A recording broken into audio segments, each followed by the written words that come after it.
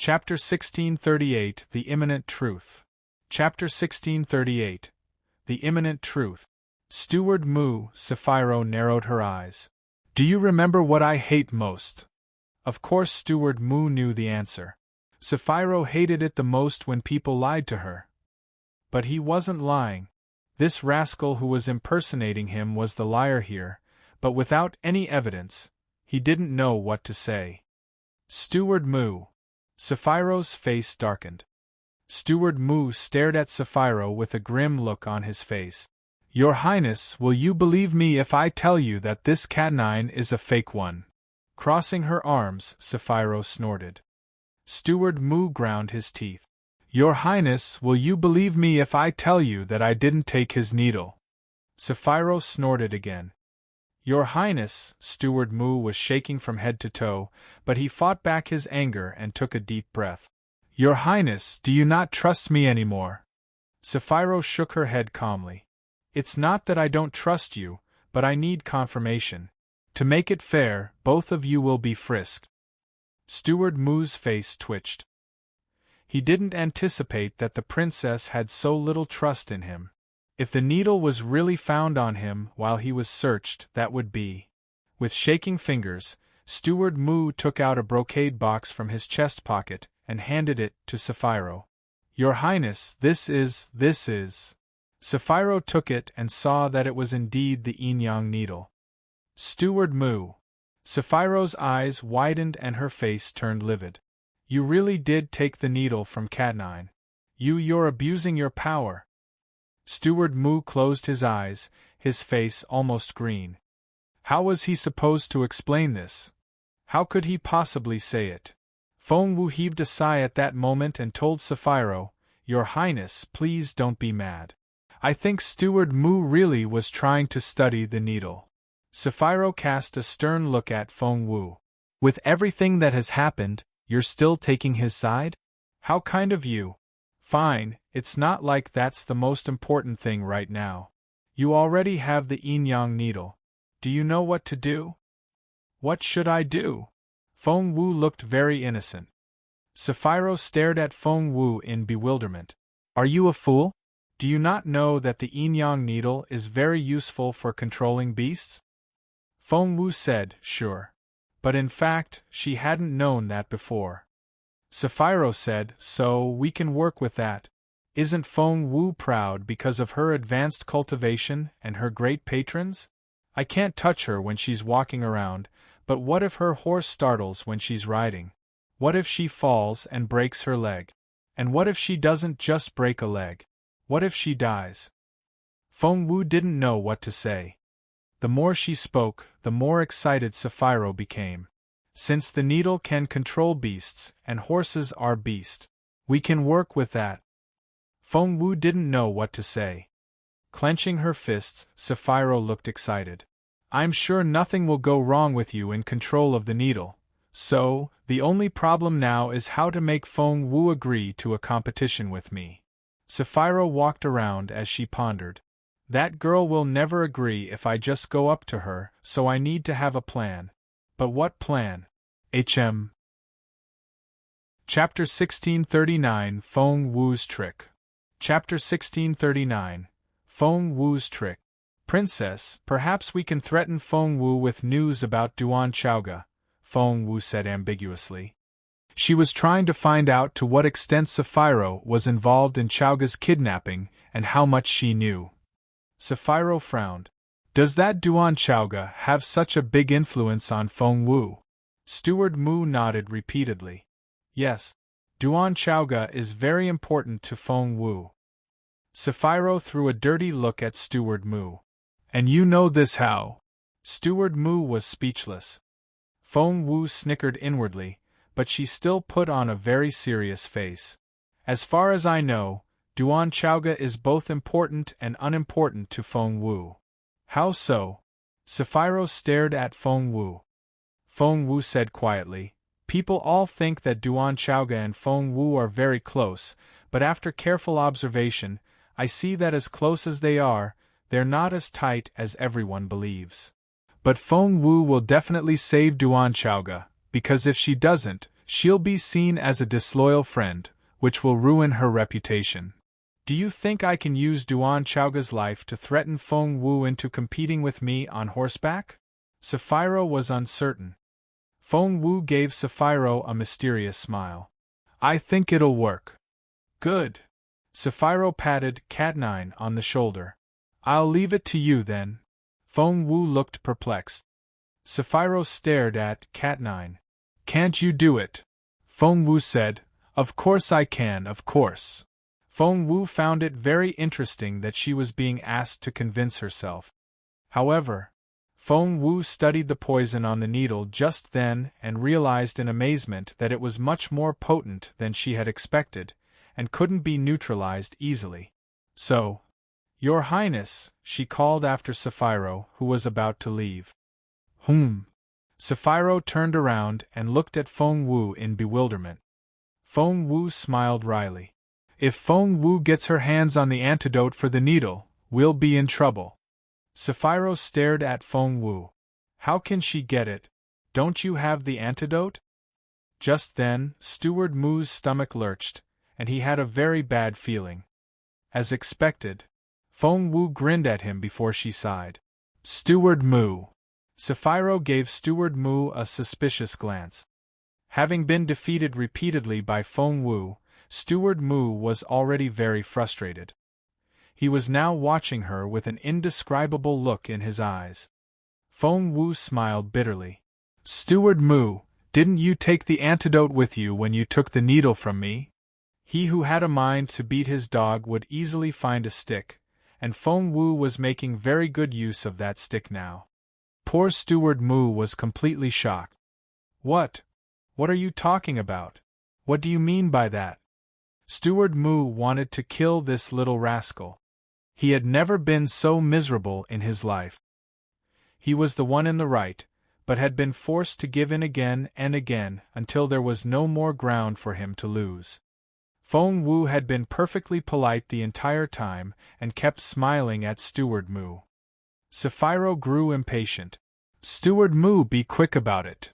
Steward Mu stared at Sapphiro in disbelief, and he spoke in a trembling voice. Your Highness, even you.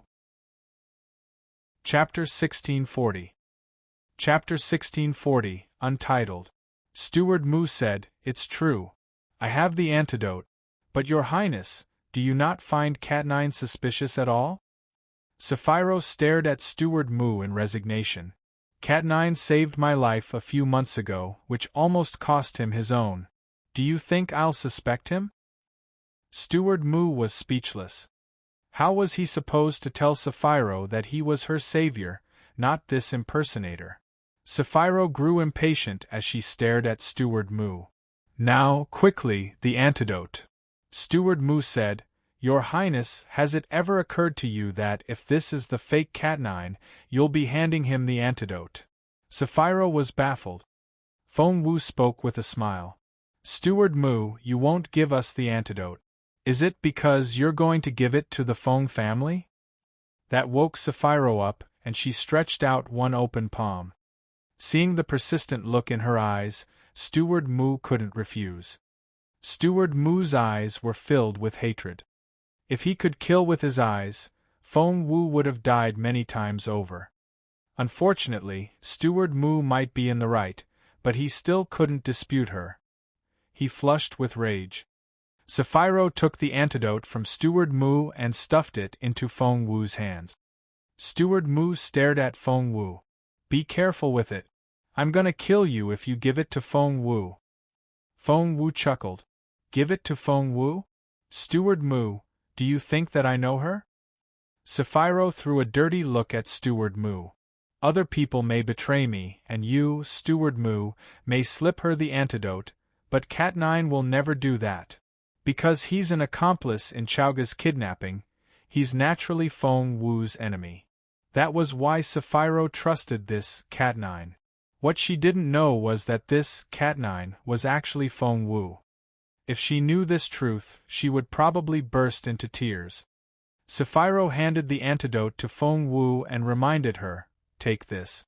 Tomorrow, we'll count on you to handle Feng Wu. Feng Wu nodded with a smile. By the way, take this to my senior brother. Sapphiro took a brocade box out of her chest pocket and handed it to Feng Wu. You know where he is, don't you? Well, Feng Wu scratched her head. I knew where he was before, but I don't know if he's changed locations. Who was Sapphiro's senior brother? Feng Wu had no clue at all, so she gave an ambiguous answer. Luckily, Sapphiro didn't find the answer odd. Sapphiro said grumpily, Of course he won't stay in one place for very long. As far as I know, he's with my younger martial uncle. After all, my senior brother is his most valued junior member. Her younger martial uncle? Who was that? After some thought, Sapphiro heaved a sigh. What a pity! My younger martial uncle has such high standards for his disciples. Even someone as talented as my senior brother isn't good enough. I wonder what kind of disciple he'll find in the end. Feng Wu was completely at a loss, but she wouldn't ask the obvious question. Luckily, she didn't have to ask. Sapphiro gave the answer first. She said it herself.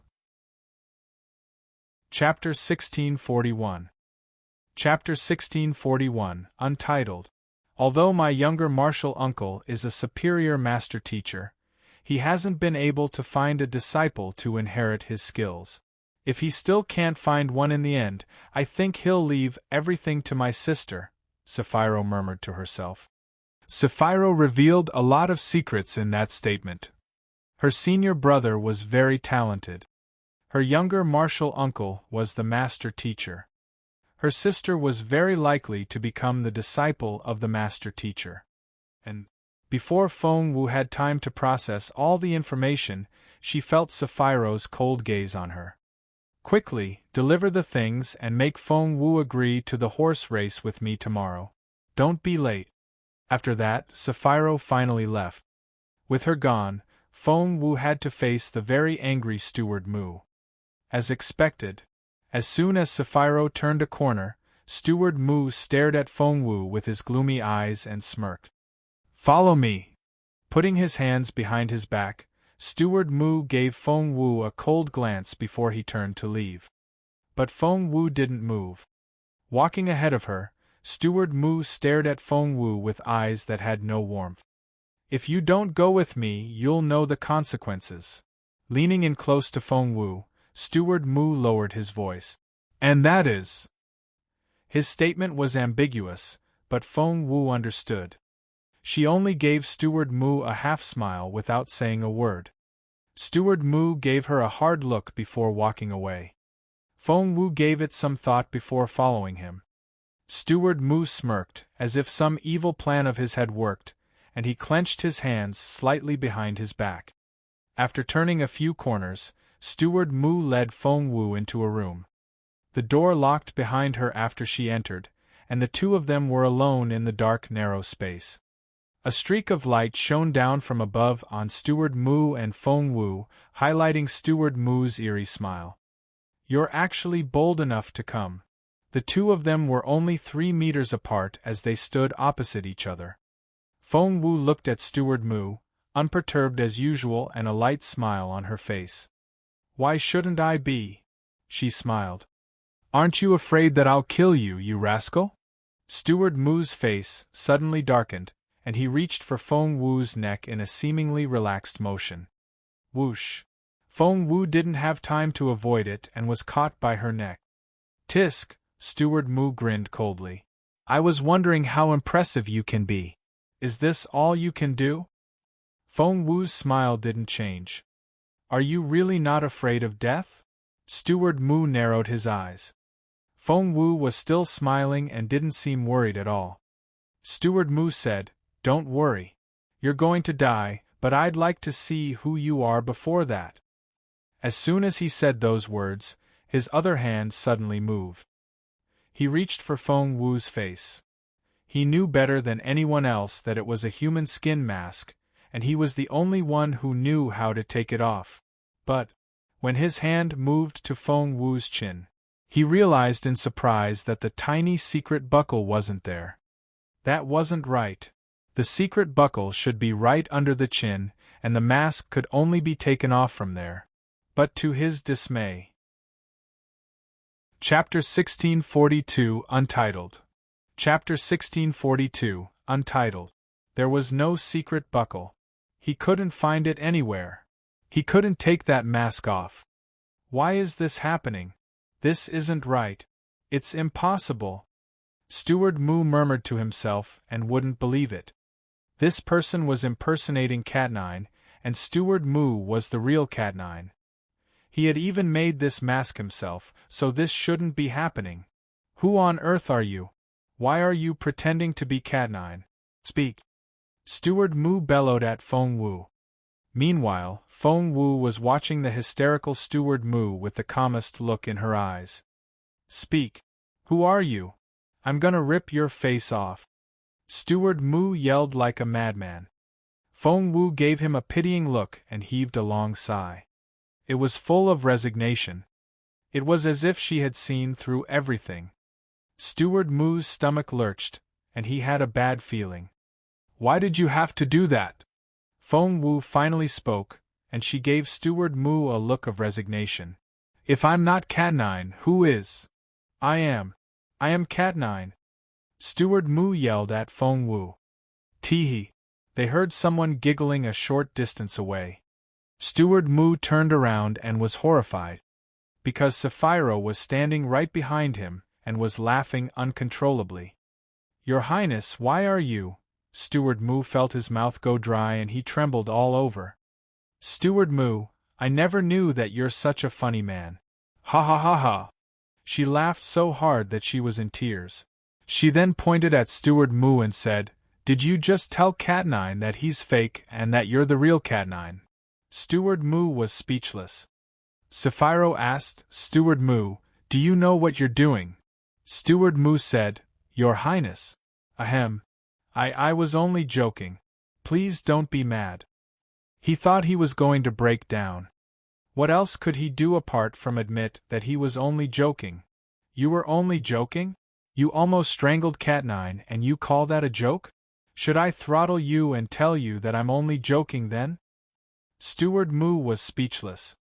Sapphiro said, Steward Moo, that was pure bullying behavior. You've crossed the line. I can't watch any more. Steward Moo said, Your Highness. He wanted to tell her that it really wasn't what she thought. He felt like crying. However, Sapphiro had stopped trusting him. Give it to me. What? Steward Moo looked at Sapphiro in confusion. Sapphiro shrugged. Your steward seal. Do I have to be so explicit? Steward Moo's eyes widened. Your Highness, do you mean? The possibility made his blood go cold. Do you not get it? Sapphiro said grumpily. You're an incompetent steward, so I'm temporarily taking back your rights as steward. Do you have a problem with that? Of course Steward Moo had. He had a huge problem with it. But what could he do? He didn't dare say no. Since he couldn't, he had to endure. Just when Steward Moo. Chapter 1643, Untitled. Chapter 1643, Untitled. After Steward Moo gave the seal to Sapphiro, she immediately handed it to Feng Wu. Even Feng Wu was surprised by this, let alone Steward Moo, who was shocked beyond words. Steward Moo said, Your Highness. Sapphiro snapped, Steward Moo, I'm so disappointed in you. Cat9 will serve as steward for a while. As for when you'll get the job back, it'll depend on your performance. Sapphiro then left for real. Steward Moo looked at Feng Wu, and Feng Wu returned his stare with a smile. Steward Moo shook from head to toe with rage, but Feng Wu smiled happily. Do you really think I won't kill you? He stared at Feng Wu. Feng Wu gave him a half-smile. Heh, Steward Moo suddenly laughed. Since you've played the part of Cat9 so well, if I kill you now, I can become Cat9 again, right? Feng Wu said, That's right. Steward Moo stared at Feng Wu in disbelief. He wondered if this rascal had lost his mind. He was actually encouraging him. Since that was the case, he decided that he should give him what he wanted. Steward Moo could always disappear for a while. He could always find some excuse. It was reasonable that the old steward would choose to live in seclusion after being removed from his position. At that thought, Steward Mu suddenly reached out and grabbed Feng Wu's throat. But Feng Wu only smiled at him. Steward Mu's vision turned dark. The next second, he realized in surprise that there was a grip around his own throat. His eyes widened in disbelief. You. He was too surprised to speak, for he had threatened Cat Nine's life several times already, but he had never fought back. It had given Steward Mu the wrong idea. He was led to believe that he was more than capable of killing the rascal. But that actually wasn't the case. It took the rascal only one strike. She used a single strike to defeat him. She grabbed him by the neck and threatened to kill him. Why you? Steward Mu was shocked as he stared at Feng Wu in disbelief. You were pretending. Feng Wu smiled at him. That's right. Steward Mu, did you only just find out? How slow. Steward Mu shook with anger and his face was as red as a cooked shrimp. Who on earth are you? Steward Mu had an ominous feeling as he studied Feng Wu. Feng Wu chuckled. Who do you think I am? Steward Mu said, You stole my mask, which means that you know where my secret stash is. No one knows unless... His face suddenly lost all its color. Why, you're not.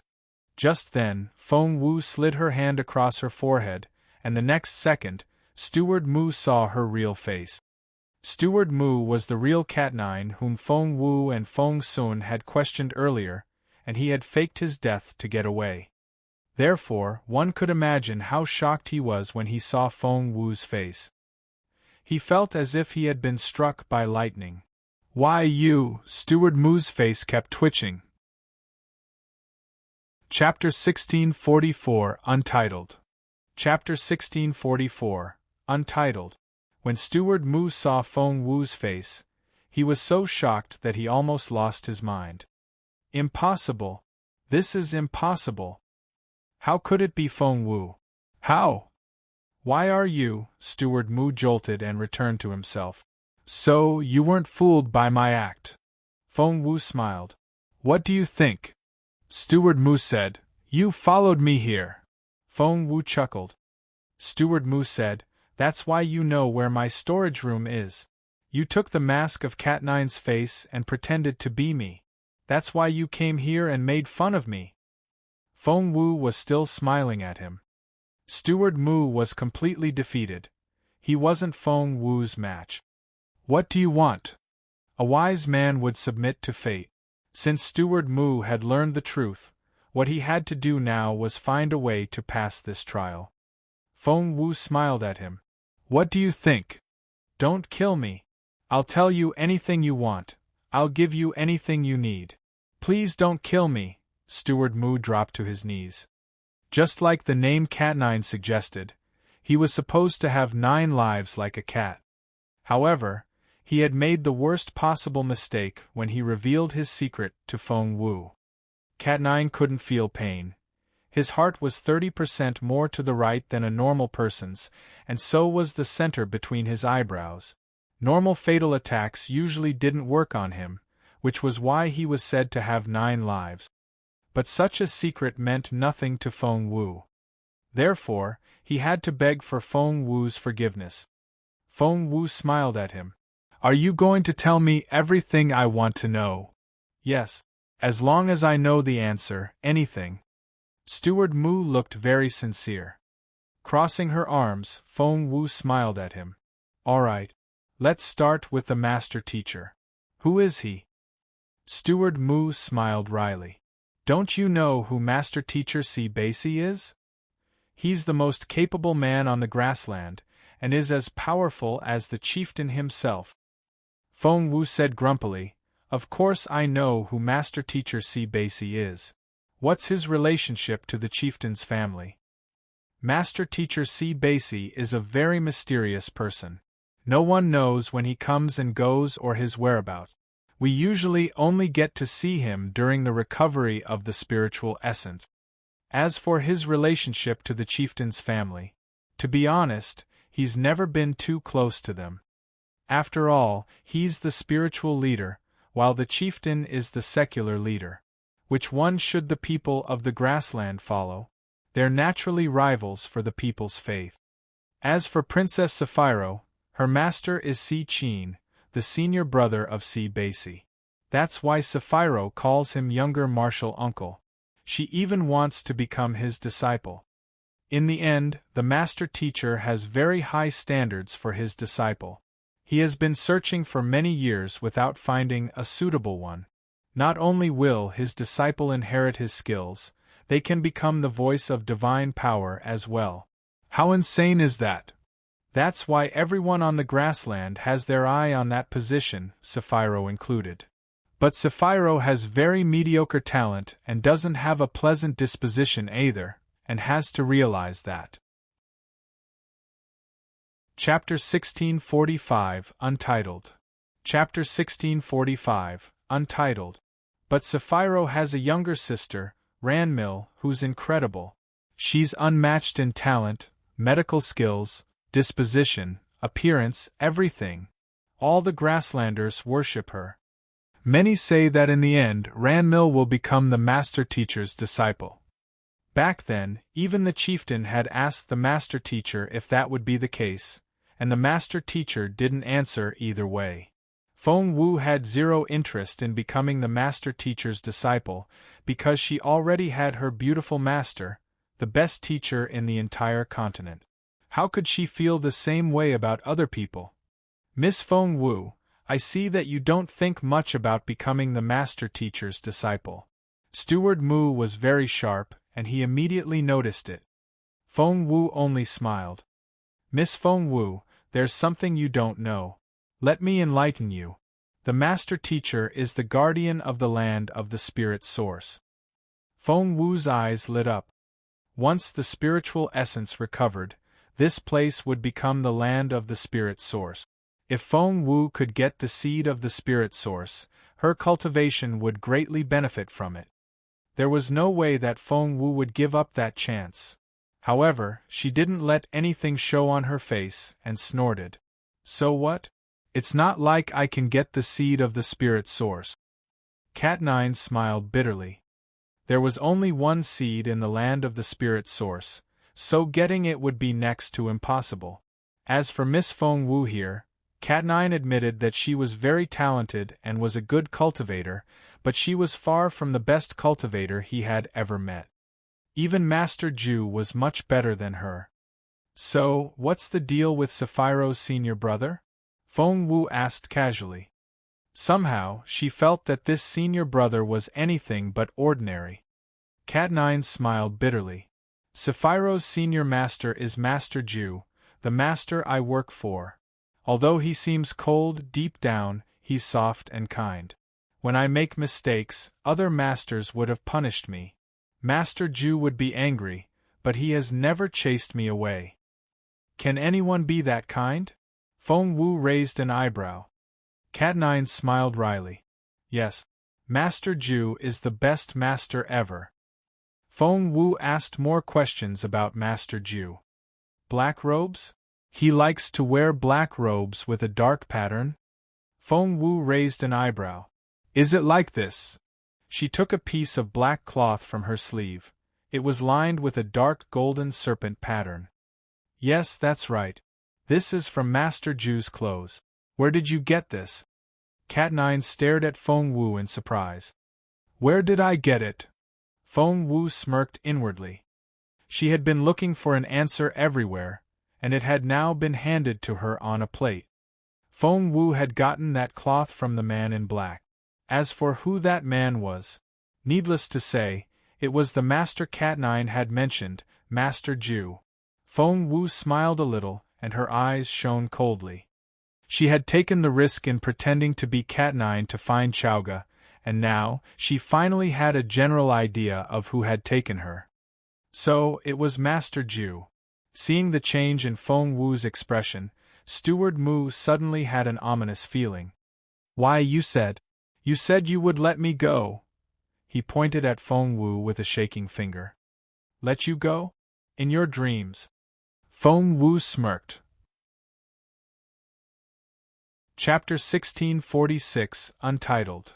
Chapter 1646, Untitled. I've told you so much, but you wanted to tell me all those things yourself, right? Crossing her hands behind her back, Feng Wu smiled at Steward Mu. Haven't you already figured out how to make the person known as Steward Mu disappear? Steward Mu's eyes widened. You were never going to let me go. Feng Wu said, That's right. You have 9 lives and know how to disguise yourself. If I let you go this time, it won't be easy to find you again. As she spoke, Feng Wu raised her hand and reached for the point between Steward Mu's eyebrows. Only this time, she moved a little to the right. Steward Mu stiffened. He had hoped that Feng Wu wouldn't know about his skewed vital point, but as soon as Feng Wu raised her hand, he realized that he was doomed. He wouldn't survive this time. There was a blank moment before he was completely dead. During that brief moment, Steward Mu wondered how Sapphiro was going to go up against someone as clever as Feng Wu. She had already been fooled by Feng Wu. She had told Feng Wu to her face about her plan to get rid of her before letting Feng Wu execute that plan. No. Steward Mu felt sorry for Sapphiro. However, he had no time to pity other people now as he fell to the ground with a thump and closed his eyes forever. Feng Wu remained calm as she studied the dead Steward Mu. He was an accomplice in Chaoga's kidnapping, and for those who dared to harm one of her own, she would always get her revenge twice over. She had never planned to let him go.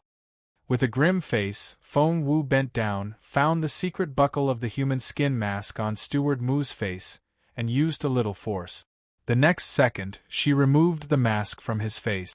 She finally saw his real face.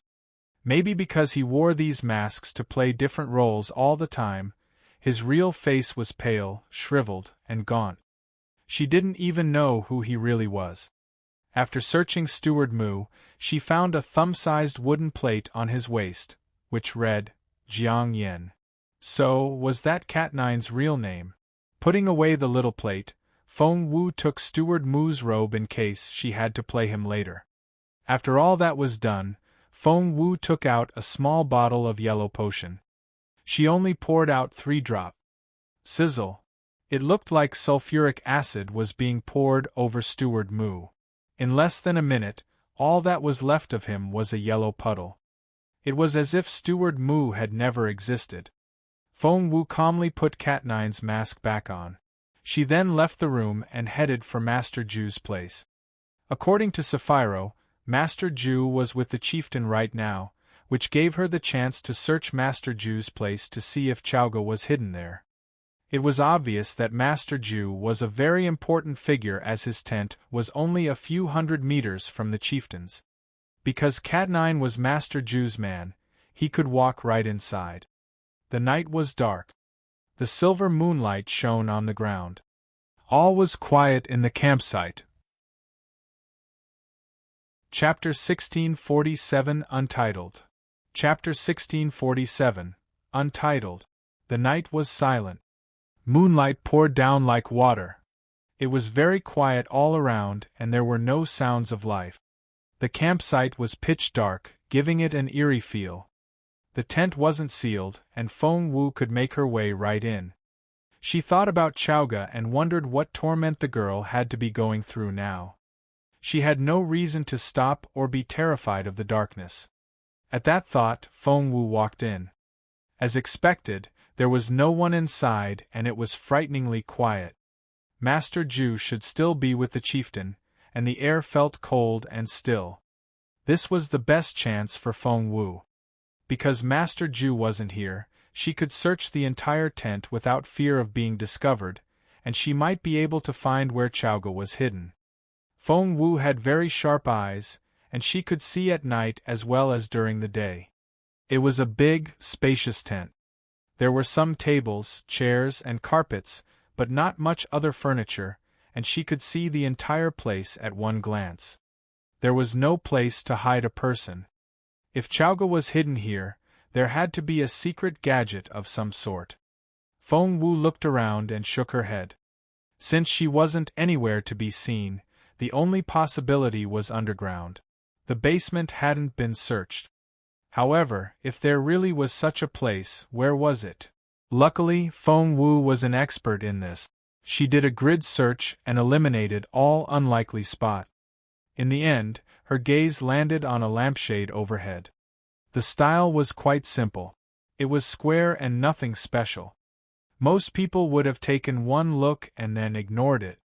But not Feng Wu. She immediately saw what was different about the lampshade. Because there was a spot on the lampshade that was much cleaner than the rest. There was much less dust, indicating that it was touched often. "You're here." Feng Wu was still staring at the lampshade when she heard a cold voice behind her. In an empty tent in the dark night, a normal person would have been frightened to death if they suddenly heard such a voice. Feng Wu was startled as well, but she soon collected herself. "Master Ju." She bowed respectfully. Master Ju was covered in black from head to toe, and gave off a cold, ferocious air. His eyes were resolute and without warmth. He looked Feng Wu up and down. Feng Wu felt her hands go cold, as if she had been seen through. Had Master Ju figured out that she was an impostor? Just when Feng Wu's heart began to race, Master Ju looked away. The window was open, and Master Ju stood there looking at the night sky with his hands behind his back.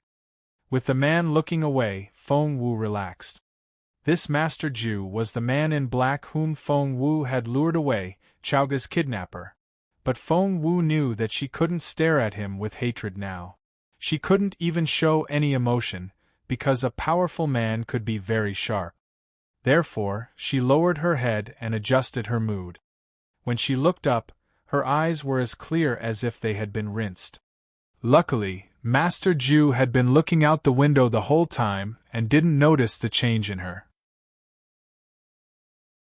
Chapter 1648, Untitled. Chapter 1648, Untitled. Master Ju suddenly turned around and stared at Feng Wu with cold eyes. "Have you spoken with the princess?" Luckily, Feng Wu had learned many things from Cat9, and she was able to answer the question. "Yes, master," she said respectfully. "Remember, nothing is more important than the seed of the spirit's source this time," Master Ju said solemnly. "Yes, master." Feng Wu nodded. Just then, Feng Wu felt a shadow towering over her. She wondered why Master Ju was standing so close. Did he have to stand so close to his subordinate? She was still wondering when a finger raised her chin. "What?" Feng Wu went stiff, and her eyes widened. Had she been discovered? Was Master Ju teasing her now? Should she make a move? What if Master Ju didn't have any evidence? Feng Wu was still hesitating when the hand suddenly gripped her chin. "What are you thinking?" Master Ju didn't sound so stiff now. Feng Wu didn't know what to say. It wasn't that she didn't want to speak, she just didn't know what to say. Because if she said the wrong thing, she would expose herself. "Jiang Yan, you're still so stubborn." He sounded a little helpless, and there was also a little affection in his voice. Jiang Yan. Feng Wu's stomach lurched when she heard the name. That was familiar. She had heard it before. All right. It came back to her. She had seen the name on Steward Mu's plate. That name was Jiang Yan. Feng Wu heaved a sigh in relief because Master Ju didn't realize that this Cat9 was a fake one. He was acting strangely precisely because he thought he was with Cat9. However, Master Ju's affectionate touch gave Feng Wu a strange idea. Could it be really like that? If that was the case, Feng Wu shuddered. No, it couldn't be like that. However, luck seemed to be working against her. While she was trying to convince herself, Master Ju put his hands on her shoulders. This wasn't happening. Feng Wu's stomach lurched and she almost fought back. "Yen, you're always like this." The affection in Master Ju's eyes gradually turned into sorrow. "Why are you always running away from me?" Feng Wu didn't know what to say. Was this the cruel, mysterious man in black she met before? So, he would show sadness and weakness with certain people. However, a chill ran down Feng Wu's spine. Judging by Master Ju's attitude toward Jiang Yan, she couldn't imagine how much rage and hatred he would unleash on her when he learned that she had killed Jiang Yan. At that thought, Feng Wu felt uneasy. With that, she shuddered. But her shudder only made Master Ju want to make another move. He reached out with his big warm hand and caressed Feng Wu's cheek. Yan, for you I can betray the whole world. Why do you always feel ashamed? Master Ju slowly stroked Feng Wu's face. You've worn this mask for so long that I've almost forgotten what you look like. As Master Ju caressed her face, his finger. Chapter 1649, Untitled.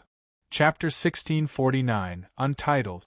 Master Ju's finger reached Feng Wu's chin. Feng Wu almost jumped, because she could tell that he wanted to remove her mask. She couldn't let that happen. Master Ju had seen Feng Wu before, and her identity would be exposed if she didn't stop him. And that wasn't even the most important thing. When Master Ju found out that it wasn't Jiang Yan behind the mask, Feng Wu didn't even need to imagine what would happen then. The consequences were too terrifying for her to think about. That was why Feng Wu was shaking. She caught Master Ju's hand. The more dangerous the situation was, the calmer Feng Wu became. Feng Wu could tell from Master Ju's tone that he wanted Cat9, but Cat9 had been avoiding him. That would make it much easier for her. She caught his hand and stared at him coldly. In her eyes there was anger, warning, and a little sadness and pleading. She didn't know if Cat9 had so many emotions, but right now she was using her award-winning acting to show all of them. Master Ju had been quite imposing before, but he returned to himself when he saw the look in Feng Wu's eyes. Master Ju immediately released her. He even took a step back. Yen. Of course Feng Wu wouldn't miss such a great chance. She took a step back as well. Ahem. Embarrassed, Master Ju changed the subject. By the way, bring that Duan Chaoga out. Wait. Feng Wu didn't expect to get information on Chaoga so soon. The pleasant surprise came so quickly that she didn't have time to react. Go. He glanced at Feng Wu. Feng Wu said, all right. Judging by Master Ju's tone, Cat9 should know where Chaoga was kept, but she wasn't the real Cat9, so how was she supposed to know where Chaoga was kept? However, if she let it show that she didn't know, Master Ju would definitely be suspicious, and she would be in trouble. Master Ju looked at Feng Wu in bewilderment. Huh! He was prompting her. If she kept stalling, he would grow suspicious. Yen. Master Ju frowned a little. Feng Wu's eyes lit up when she recalled the special lampshade she had seen earlier. Now she could only try. With that thought, Feng Wu slowly walked up to the lampshade. She was still hesitating, when Master Ju gave her a bewildered look. He then waved his hand. Poof! The candle in the lampshade lit up. Feng Wu stared at the lampshade, but nothing changed. So, that wasn't the real entrance, was it? Feng Wu's stomach lurched. If she hadn't been careful earlier, she would have been exposed by now. Just then, Master Ju raised his hand and the light went out. Click. As the light went out, a door slowly opened. Feng Wu didn't know what to say. It really was the lampshade. She didn't know that was possible. It was a good thing she had been so cautious. If she had taken any action just then, her cover would have been blown. Luckily, her caution saved her life. Just then, Master Ju glanced at her and said casually, "Let's go." Chapter 1650, Untitled. Chapter 1650, Untitled. Master Ju glanced at Feng Wu and said casually, "Let's go." Feng Wu nodded and followed him. There was a silent tunnel up ahead, so silent that it was scary. They could hear each other's breathing. The silence only accentuated the awkwardness. A few times, Master Ju wanted to say something, but was stopped by Feng Wu's stare. Master Ju could only sigh to himself. They walked through the dark tunnel before reaching a dark room. It was a small square room built from a special material that was used to imprison capable cultivators. The door opened with a click. Feng Wu was filled with rage when she saw the scene inside. Her pupils contracted and her eyes went blood-red. Chowga was tied to a pillar with her hands chained down. She was covered in wounds and blood. At that moment, Feng Wu wanted to kill Master Ju right there and then. Master Ju immediately felt her rage, and he gave her a sidelong glance. What? How sharp! Naturally, Feng Wu couldn't say anything. She fought that impulse with all her strength. After taking a deep breath, Feng Wu smiled a little. She's been tortured. The blood on Chowga looked fresh. Feng Wu could put the wounds to within an hour. She had been abused. Yes. Master Ju didn't think much of it. It was Xiao Yun, probably. Xiao Yun? Who was that? Feng Wu couldn't ask. She could only make a mental note of that name. Master Ju seemed to see the dissatisfaction in Feng Wu's eyes, so he explained, which was very rare for him. This Duan Chowga is quite interesting. Feng Wu said, really? Between her life and her friend, she chose the latter, which was a really odd choice. However, because she was the first person to ever make that choice, I let her live. Don't worry. I only kill people. I don't torture them. If you're not happy. Feng Wu looked expectantly at Master Ju. Master Ju was suddenly very happy, because he liked it when Yen looked at him like that. If you don't want to see blood, how about I let you take care of this Duan Chowga? Feng Wu's eyes lit up. Can I? Master Ju smiled meaningfully. Of course you can. You know I want nothing more than to have you stay. Feng Wu didn't know what to say. This Duan Chowga, Feng Wu hesitated. We were using her existence to get rid of Feng Wu, but Feng Wu isn't very important herself. What's important is Jun Linyuan, who's behind her, said Master Ju. Feng Wu asked, how are we going to get rid of Feng Wu? Feng Wu found this disguise as Cat9 very worthwhile. People just kept telling her how they would work against her. Master Ju smiled. Yen, do you know her? You sound like you care a lot about her. Feng Wu said, she tricked me once. She did? How bold. Yen, don't worry. She'll be crying soon. Feng Wu asked why. Master Ju said, because of Jun Linyuan. Feng Wu's stomach lurched. What about Jun Linyuan? It seems that the Junwu Empire thinks that he's missing. Master Ju smiled. He was about to speak, when Chowga woke up from her unconsciousness. What are you going to do to Xiao Wu? Chapter 1651, Untitled. Chapter 1651, Untitled. When Chowga woke up and saw the two people in front of her, she bared her teeth at them. What are you going to do to Xiao Wu? Master Ju gave Chowga a contemptuous look and didn't say a word. He only told Feng Wu, after the spiritual essence recovers, you'll stay right here with me. Remember? What else could Feng Wu do, but nod her head? Master Ju smiled happily because Yen was much more obedient today than usual. Feng Wu was very good at reading people, so she immediately could tell what Master Ju was thinking. That only made her more wary. Because the more he cared about Jiang Yen, the angrier he would be once he found out the truth. Master Ju's capability was far beyond hers. The two of you are abominable. Chowga glared at them. You disgust me. I'm going to throw up my dinner from last night. Master Ju didn't care about other things, but this was different. Feng Wu could sense him getting angry. And his rage was accumulating fast. But Chowga didn't seem to realize it. She glowered and said, What are you looking at? Kill me if you don't like it. You want to use me to set Xiao Wu up? In your dreams. It pained Feng Wu to hear that. Chowga knew what she said would set Master Ju off, but she wanted him to kill her. Because she had heard how they were going to use her. Silly girl. Feng Wu felt tears coming to her eyes, and she had to try very hard not to cry. Kill me if you want. The two of you disgust me. I'm going to throw up. Chowga wasn't very good at insulting people, so she repeated those words over and over again. But that was enough to enrage Master Ju. He stepped out and raised a hand. Chowga smiled in relief. The next second, Feng Wu caught Master Ju's arm. He frowned and looked at Feng Wu in bewilderment. Feng Wu shook her head. You promised me just then that Duan Chowga will be in my keeping. Have you forgotten?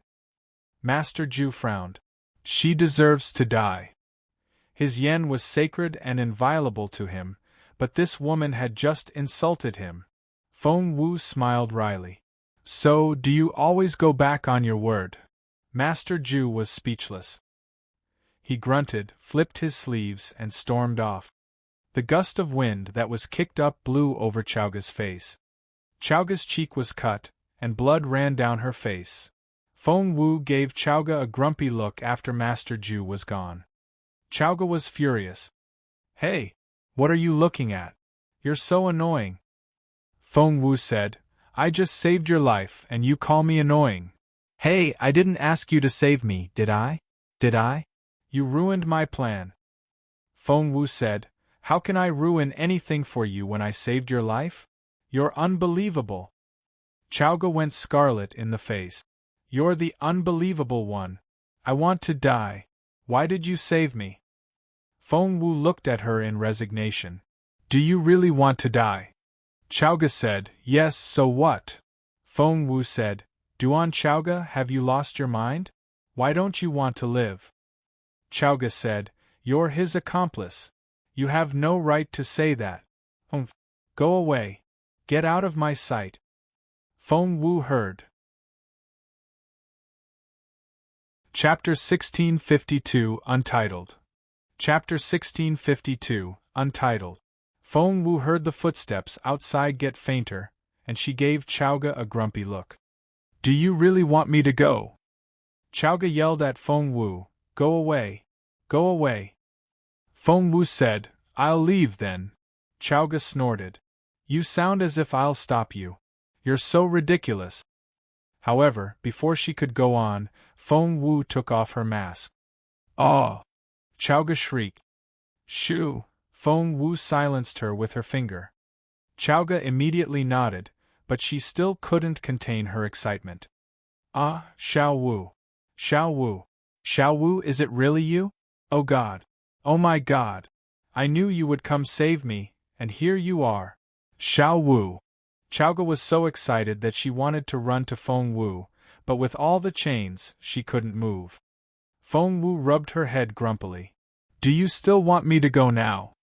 No, Xiao Wu is the best. I don't want you to go. Chowga, the tough girl, had turned completely soft. They hugged each other and cheered for a while before they returned to themselves. I'll get you out. Feng Wu then tried to remove the chains. Wait. Chowga stopped her. Feng Wu looked up and was confused. Chowga smiled wryly. Xiao Wu, you can't get me out yet. Feng Wu asked why. Chowga said, The chains aren't just locked, there's a seal on them as well. Master Ju will know as soon as you tamper with it. Feng Wu said, Don't worry about it. I can take care of him. Chowga realized that she was right. From what she had observed, Master Ju definitely had a thing for Feng Wu, no, for Cat9. But Chowga still smiled bitterly. Xiao Wu, it still won't work. Feng Wu frowned. Why? Chowga said, I have something planted in my body. They told me that it'll explode if I step out of this room. Feng Wu's eyes widened. Could something so horrible really exist? She immediately examined Chowga's body, and her eyes widened when she was done. There really is a small black dot on your chest over your heart, and it's pulsating, as if it's alive. It's, Feng Wu drew in her breath. What she didn't say was that this living creature was made from metal and a lot like the bomb Chowga had described. Damn it! If Feng Wu had felt a little guilty about killing Cat9 at first, it was completely gone now. She wanted to kill Master Ju right there and then. I can't get you out now. Otherwise, the consequences will be unimaginable. Taking a deep breath, Feng Wu looked at Chowga. Chowga, do you trust me? Why do you even ask? Chowga said grumpily. You're the only person I trust in my life. It pained Feng Wu to hear that. Of course she knew the answer. When Master Ju had told Chowga to choose between life and friendship, she willingly gave up her life to protect Feng Wu. How was Feng Wu going to repay such a friendship? Chapter 1653, Untitled. Chapter 1653, Untitled. Chowga, don't worry. I'll think of something. I'll find a way to save you.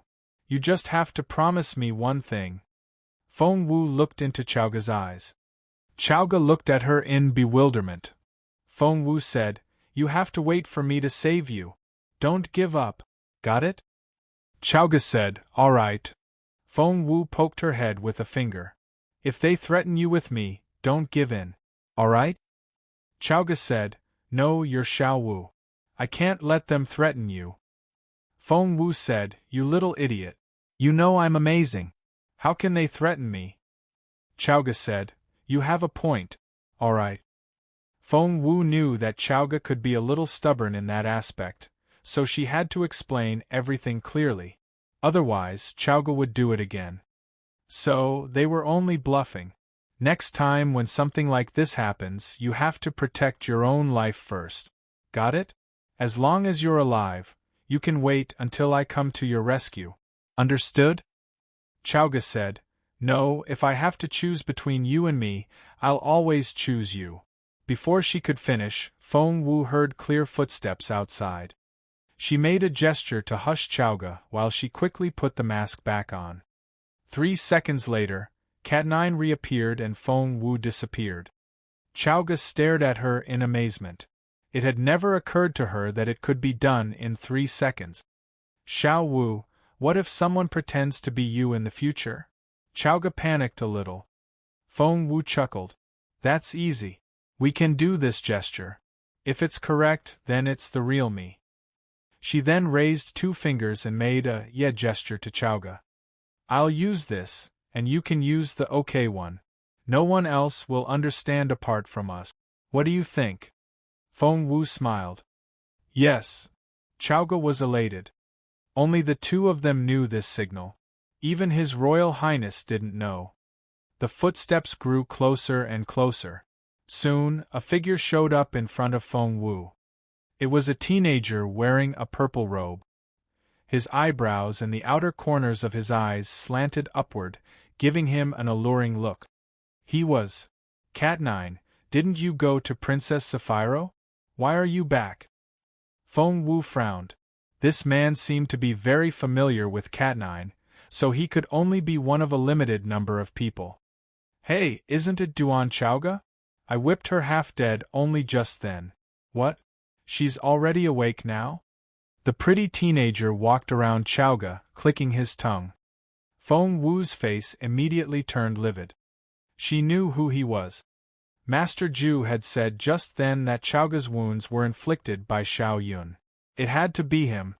He had hurt her friend. And Feng Wu wouldn't stand for it. Thump! She raised her hand and slapped Xiao Yun in the face. Xiao Yun was dumbfounded. He was hit before he even instigated anything. Before Xiao Yun could react, Feng Wu kicked him. Thump! Xiao Yun was kicked away. He made a perfect arc in the air before dropping to the ground with a thump. There was the crisp sound of something heavy being knocked over. You! Xiao Yun almost fainted from the pain. Would Feng Wu stop there? Obviously not. Chapter 1654, Untitled. Chapter 1654, Untitled. Feng Wu quickly charged forward and leapt up. When she landed, her fist smashed right into Xiao Yun. Thump! Poor Xiao Yun. He had only just arrived, but was beaten up before he even instigated anything. Thump, thump, thump. Feng Wu punched and kicked, unleashing her anger. She only stopped 10 minutes later when she was tired herself. Xiao Yun lay on the ground and was barely breathing. After a long while, he finally struggled to his feet and pointed at Feng Wu. "Cat9, you hit me! How dare you!" Some of his teeth were missing, and he made hissing sounds as he spoke. Feng Wu smirked. "Yes, I hit you. Spout bullshit again, and I'll kill you." "You!" Xiao Yun was furious. He knew about what was going on between Master Ju and Cat9, and he had often mocked and threatened Cat9 with it. Cat9 became easily abashed and didn't dare vent his anger, nor would he go to Master Ju about it, so he was always suffering. "You hit me? You actually dared to hit me? I'll tell everyone." Feng Wu smirked. "About what?" Xiao Yun laughed. "About what? What else can it be? The thing between you and Master Ju, of course. Haha, what do you think people will say when they hear what the proud Master Ju is doing with his servant?" Staring at Xiao Yun, Feng Wu suddenly smiled. The look in her eyes made Xiao Yun's stomach lurch. Somehow, he had an ominous feeling. But Feng Wu didn't stop there. "Really? What is Master Ju doing with his servant?" Feng Wu chuckled. Xiao Yun was provoked. This man used to be so easily threatened, but he was all smiles and so calm now. Xiao Yun didn't believe that he could pretend for long. Xiao Yun smirked. "I saw it with my own eyes. Master Ju pressed you against the wall, and the two of you were kissing. That view, tsk. If I tell other people, everyone will turn away from Master Ju, and you won't be any better." Feng Wu said, "So, are you sure you're going to tell everyone?" Xiao Yun said, "Of course." Feng Wu said, "What if Master Ju told you not to say anything?" Xiao Yun said, I might be working for Master Ju now, but why do you think he would have any control over me? Master Ju favors you only, and I've been disappointed with him for a long time. All I have for him is hatred now. I want my revenge. I'll reveal your secret, Before Xiao Yun could finish, he screamed. Looking down, Xiao Yun saw that a sharp blade had pierced his chest from behind. Blood tainted the clothes over his chest like a blooming red flower. It then dripped down. Arg arg! Xiao Yun wanted to speak, but blood filled his mouth when he opened it. He looked at Feng Wu with eyes filled with rage, hatred, and resentment, but there was also curiosity. He turned around. Behind him, it was none other than Master Ju himself. Actually, that had been Feng Wu's plan all along. She had set Xiao Yun up to be killed. She could have killed Xiao Yun in secret, but she didn't want to. She wanted to kill him when she was facing him. Chapter 1655, Untitled. Chapter 1655, Untitled. Xiao Yun had tortured Chaoga, so of course Feng Wu wouldn't let Xiao Yun die so easily. That was why she hadn't given Xiao Yun a chance to speak first before she beat the crap out of him. With all the noise, of course Master Ju heard it. Even if he wasn't curious, he still cared about Cat9 and his safety, so of course he would come down here. Master Ju arrived when Xiao Yun had almost been beaten unconscious. Feng Wu then set Xiao Yun up. Out of everything, that foolish Xiao Yun had to say that he would tell other people. Master Ju didn't care what the world would think of him, but Cat9 did, so Xiao Yun had to die. Feng Wu used Master Ju to kill Xiao Yun square and fair. Only then was her anger appeased a little. Thump! Xiao Yun fell to the ground with a thump. Feng Wu narrowed her eyes. She then stared at Master Ju. "Why did you kill him?" Master Ju wiped the blood off his sword blade with a white cloth and said indifferently, "Because he deserved to die." Feng Wu nodded. Master Ju glanced at Feng Wu. "Are you not mad?" Feng Wu asked, "Why should I be?" Master Ju said, "You're always telling me off for being too cruel." Feng Wu didn't say a word. She was counting on him being cruel today. Seeing how Feng Wu was able to get Xiao Yun killed to avenge her in such a short time, Chaoga was over the moon and admired her greatly. Xiao Wu was as clever as ever. She didn't even need to get revenge herself, not to mention that she had done it in such a short time. How could Chaoga not feel amazed?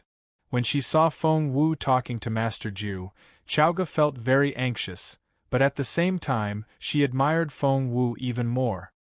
If it was her. Chaoga shook her head. She would never be able to stay so calm.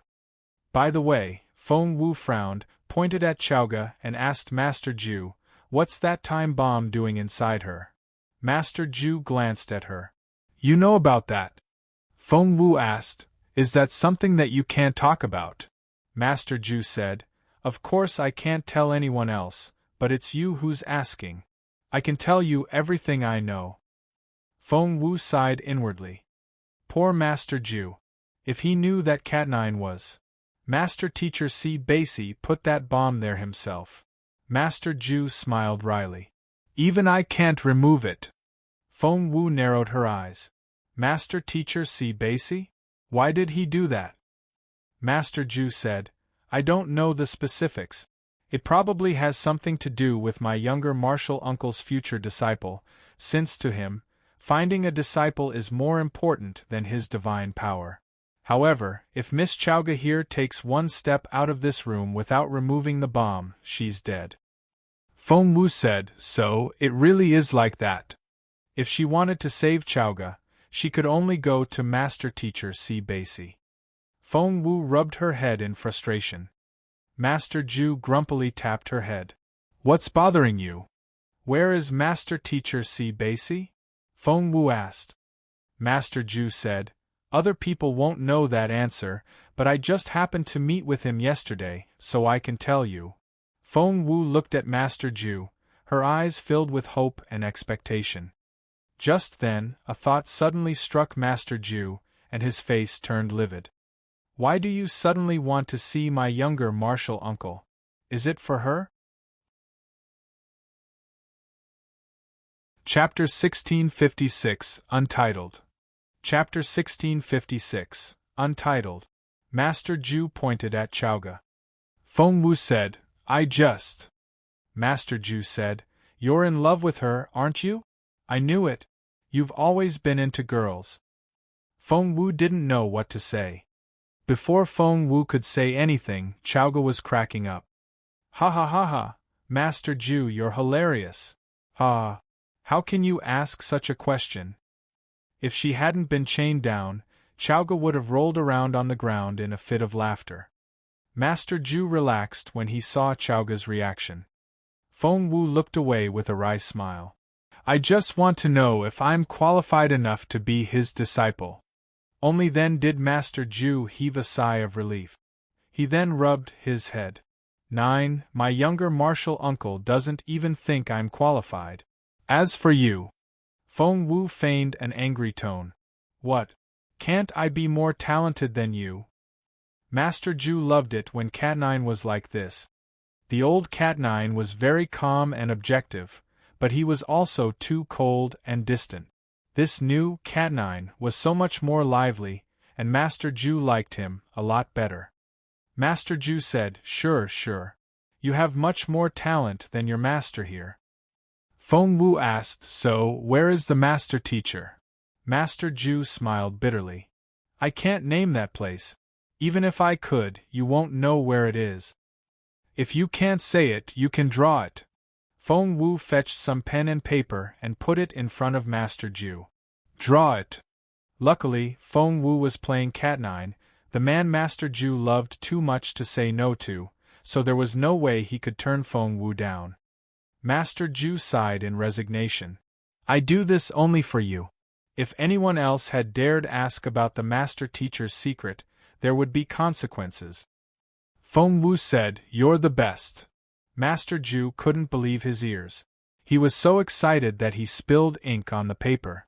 "What did you say?" He suddenly looked up. Feng Wu asked, "Did I say anything? You must have heard wrong." Master Ju smiled and gave Feng Wu a grumpy look. He found Cat9 more and more lovely. Master Ju was only teasing Cat9 because he knew there was no way he would be able to find the place, but because of what he heard, Master Ju was very happy, so he drew a lot of details. In a little while, Master Ju drew a detailed map. There were mountains, rivers, lush trees, and a distinctive cliff. One look and Feng Wu could tell where it was. She rejoiced to see the detailed map and felt thankful that she had said what she had. Otherwise, that place would be very difficult to find. Master Ju handed the map to Feng Wu and said, "After the spiritual essence recovers, this is going to be the core of the land of the spirit source, since the master teacher provides all the energy for the land." Is the master teacher really so impressive? If that's the case, he can control the entire land of the spirit source, can't he? Feng Wu cried out. But Master Ju gave her a grumpy look. The master teacher is very powerful, but compared with the vast land of the spirit source. Feng Wu understood.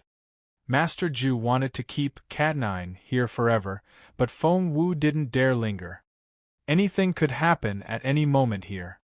Therefore, Feng Wu tactfully turned down Master Ju's invitation to go together, and went straight back to her own tent from the scenal part of the campsite. "Miss Feng Wu, have you seen His Royal Highness?" a maid asked her, half weeping. Chapter 1657 Untitled. Chapter 1657 Untitled.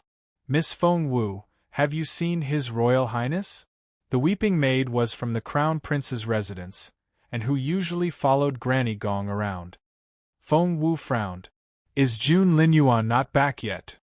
The girl, Xiang Tsao, nodded. Feng Wu's eyebrows knitted tighter. Somehow, she had a bad feeling about this. Feng soon arrived in a hurry when Feng Wu got back to the campsite. "Xiao Wu, you're finally back. Where have you been? I couldn't find you anywhere. I was going to go to the other side to ask for your safe return." Feng Sun sounded very anxious. Feng Wu smiled wryly. "I'm all right. I was playing another role, that's all." Feng Sun knew how well Feng Wu could disguise herself and felt relieved. "That's why I couldn't find you anywhere on the other side. You were someone else. I lost that person I was following." Feng Sun scratched his head and said apologetically, "Xiao Wu, I'm sorry." Feng Wu waved her hands and was amused. "You might have lost the target, but I didn't. I got something." Feng Sun was relieved to hear that. Good, good. I knew it. Xiao Wu, you're the best." "So, what did you find?" Actually, he didn't think that Feng Wu would be able to obtain much useful information in such a short time, until Feng Wu told him what happened in the last few hours. "What? You took Cat9's mask and ransacked his storage room. And you pretended to be him, the man who faked his death. You then confronted Steward Mu and killed him? Ha ha. You know what Sapphiro is going to do to you." "What? Master Ju has Chowga?" "Of course I know Master Ju. He's Sapphiro's senior brother and a famous warrior of the grassland." "What? Master Ju is? Well, that's big news." "What? Master Ju even drew you a map so that you can have a go? Holy crap. Xiao Wu, do you know what this map means? It means that wherever the master teacher is, it's going to be the core of the land of the spirit source this time, and there's a high chance that we'll find the seed of the spirit source there. This is great news, it really is.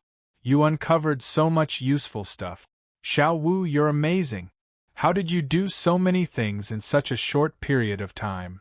Feng Sun couldn't stop singing Feng Wu's praises once he started.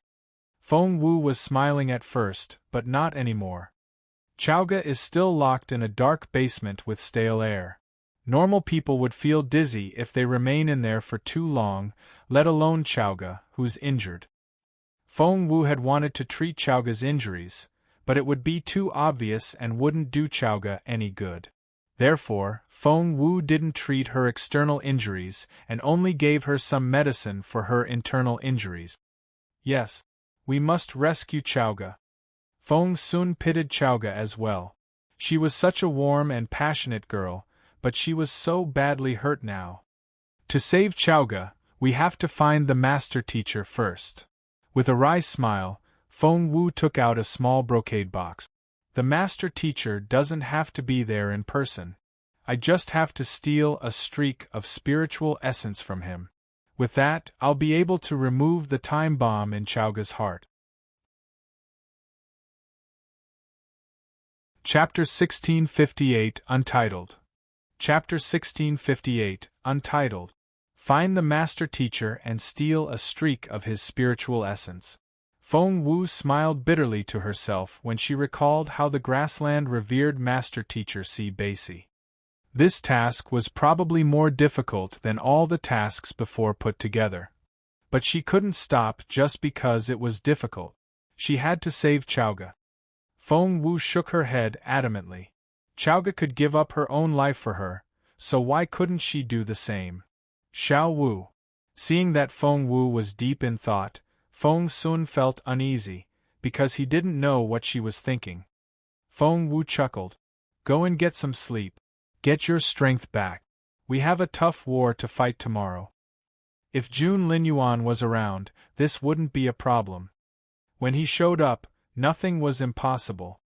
But Jun Linyuan wasn't around, and they were on their own. Early next morning, as expected, Feng Wu had only just gotten up, washed and gotten dressed, when she heard someone shouting outside. Where's Feng Wu? Feng Wu, come out. She agreed to a competition? Why hasn't she come out? Is she trying to hide? Is she that kind of person? I used to think so highly of her. The voices drew nearer. Feng Wu could tell that one of them was Sapphiro's. As expected, when Sapphiро deliberately raised her voice, she attracted everyone's attention. Feng Wu walked out and soon saw people gathering around. Jun Wuxia and Zhuo Qingyu were there as well, but Feng Wu had successfully threatened them before, so they didn't dare get involved this time. But Duguyamo hadn't been threatened, so Jun Wuxia and Zhuo Qingyu talked her into putting herself forward. Duguyamo feigned a doubtful tone. That's impossible. Why would Feng Wu agree to a horse race against you? You grew up on horseback. Sapphiro smirked. Why wouldn't she? She agreed to it herself last night. I didn't force her. Feng Wu stepped out at that moment. Sapphiro stared at Feng Wu. Tell them. I'm telling the truth. You agreed to compete with me yourself. Those on Feng Wu's side all shook their heads repeatedly. Don't say yes. You can't. Sapphiro is known to be an excellent rider even by the standards of the grassland. Feng Wu, who had grown up elsewhere, would never be her match. Moreover, Sapphiro had a higher cultivation level than Feng Wu, so Feng Wu was at an absolute disadvantage. Sapphiro smirked. So, are you going to go back on your word? Shame on you. Feng Wu gave her a half-smile and wondered if Sapphiro still hadn't heard about Cat9's disappearance. However, since the princess wants a horse race then, Feng Wu smiled. How about I get to decide what the race course should be? Sure. Sapphiro didn't care where the race took place, as long as Feng Wu agreed to participate. Once Feng Wu said yes, she would have 100 ways to kill her. What route do you want to take? She stared at Feng Wu. Seeing that Feng Wu had agreed, the others were all surprised. They couldn't understand why Feng Wu would do that. She was using her weakness to compete against her opponent's advantage. She had no hope of winning. Chapter 1659, Untitled. Chapter 1659, Untitled. Jun Wuxia and Zhuo Qingyu looked at each other in excitement.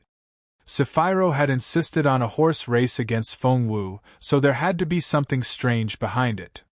If Sapphiro could think of something, so could Jun Wuxia and Zhuo Qingyu.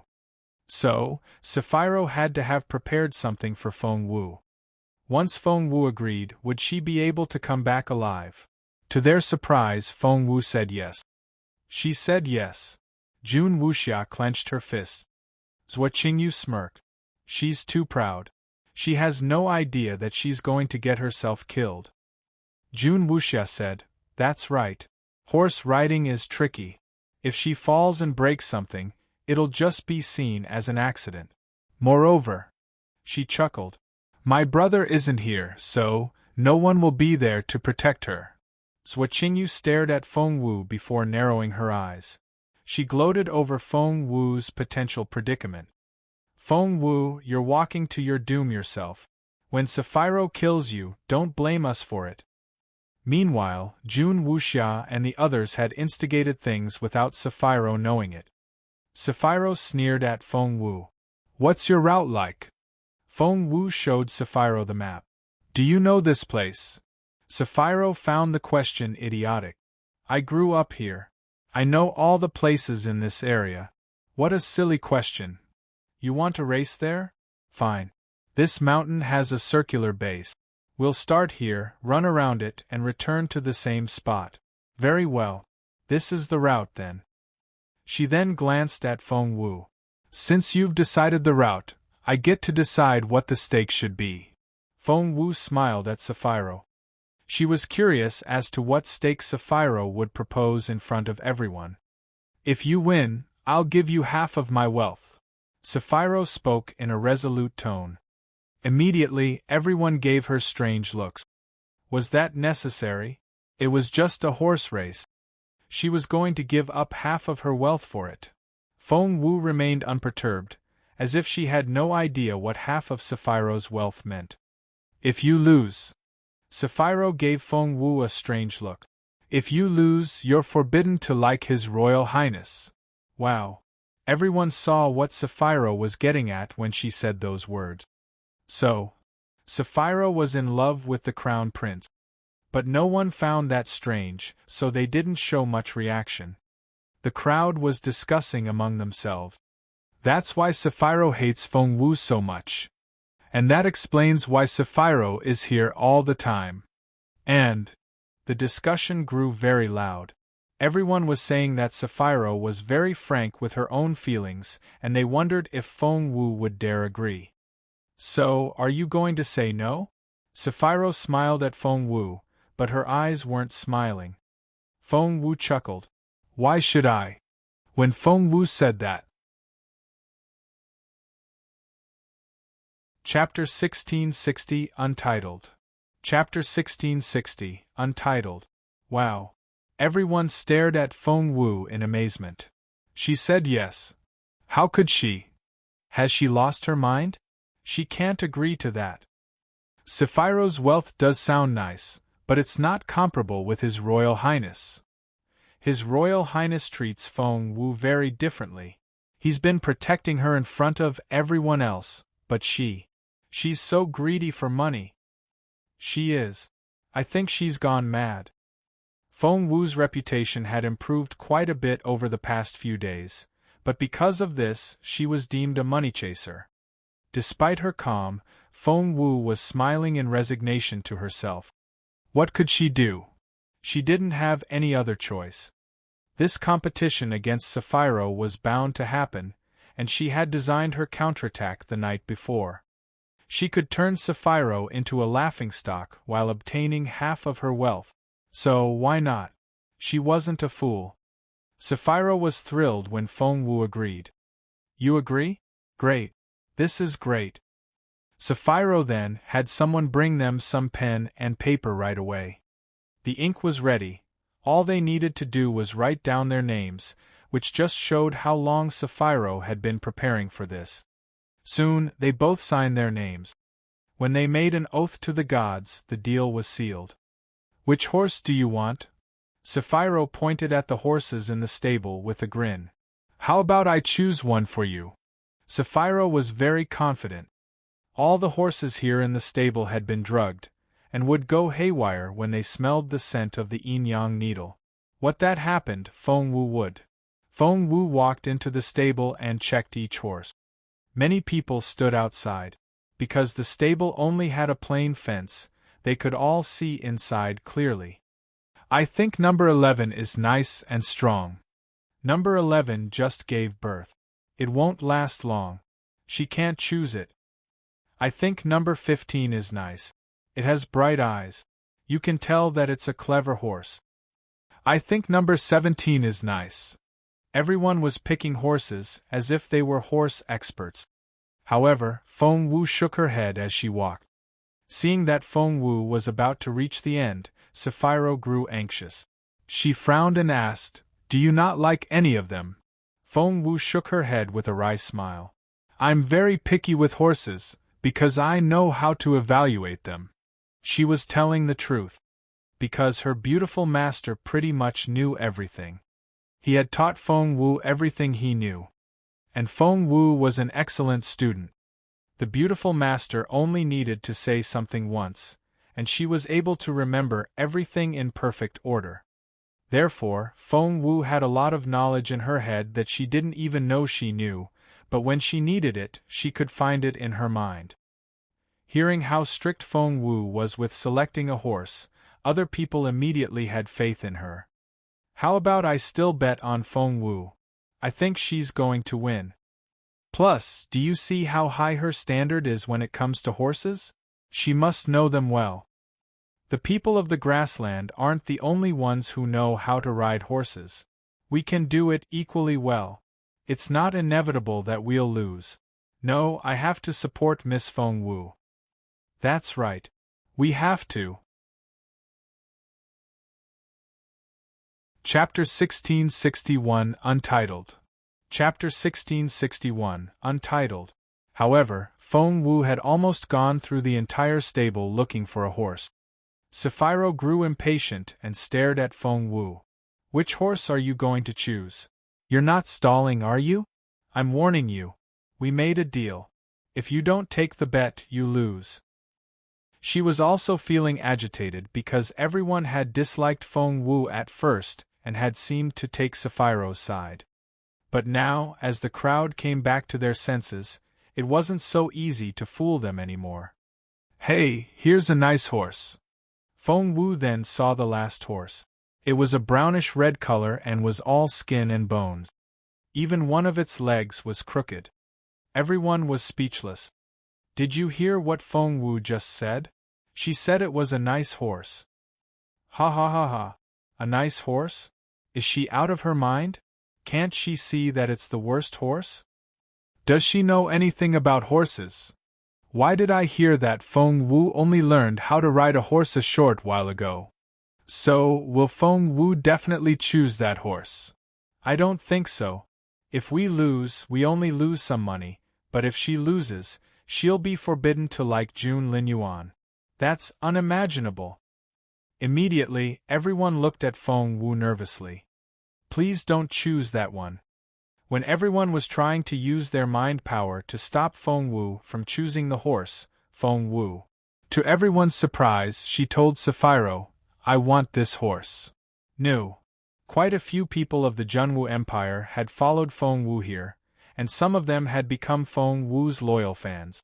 Therefore, they had bet on Feng Wu winning. However, when Feng Wu really chose the horse, they almost went crazy. No way.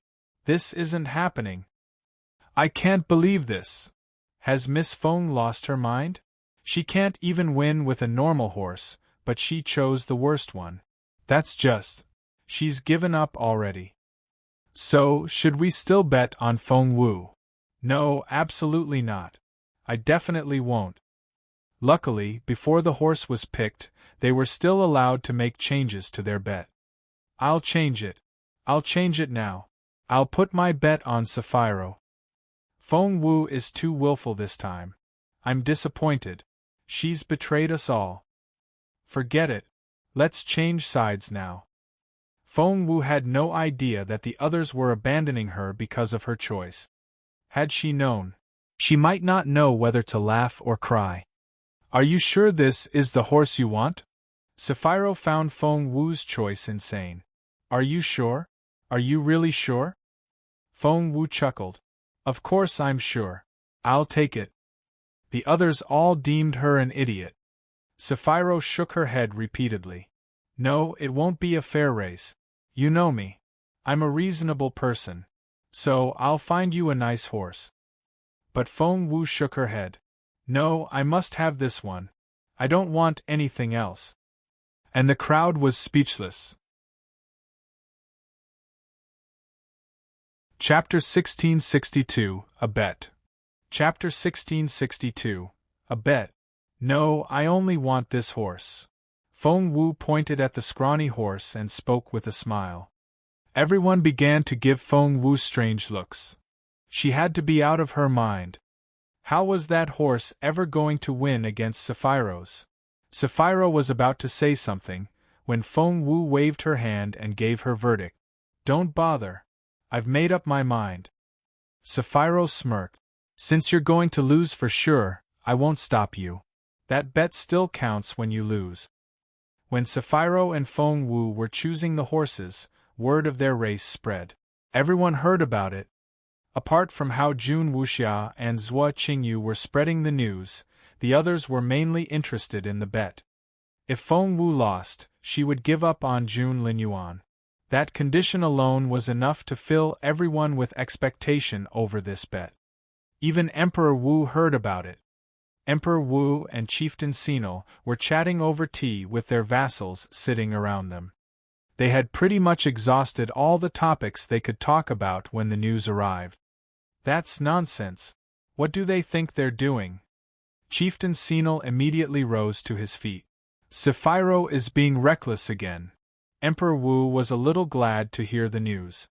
He had never liked the idea of Feng Wu being together with Jun Linyuan. If he could use this chance to have Feng Wu leave Jun Linyuan, this wouldn't be too bad an idea. Hence, he stopped Chieftain Sinal immediately. The girls are just messing with each other. Let them be. Let's go back to what we were talking about. Chieftain Sinal was only pretending to try to stop his daughter. Since Emperor Wu said so, he sat back down. In the Empress Dowager's tent. What? Feng Wu really said that?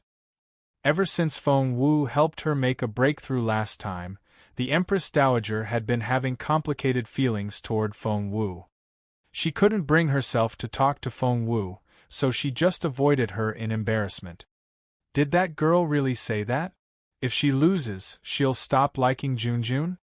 The Empress Dowager wouldn't believe it, so she asked Granny Lan again. Granny Lan smiled wryly. According to the news, yes. The Empress Dowager said, Is that girl crazy? She's not as capable as Saphiro. Granny Lan nodded. The Empress Dowager said, And she can't match Saphiro in horse riding either. That girl practically grew up on horseback. Granny Lan nodded again. The Empress Dowager asked, Is that girl crazy? Where does she get the confidence that she can win?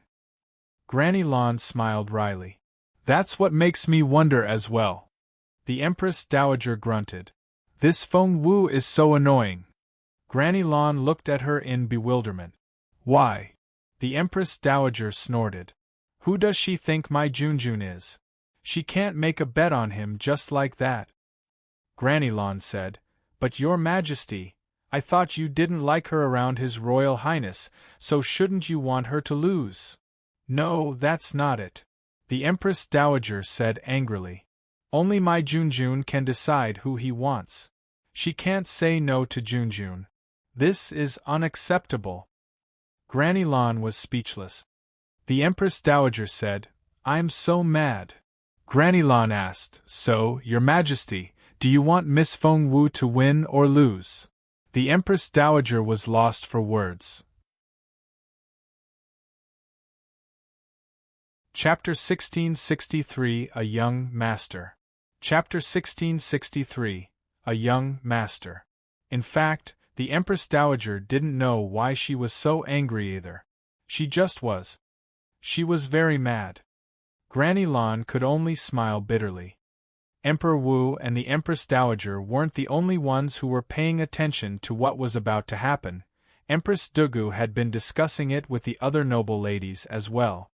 Because the stakes were simply too striking. Meanwhile, the race was about to begin.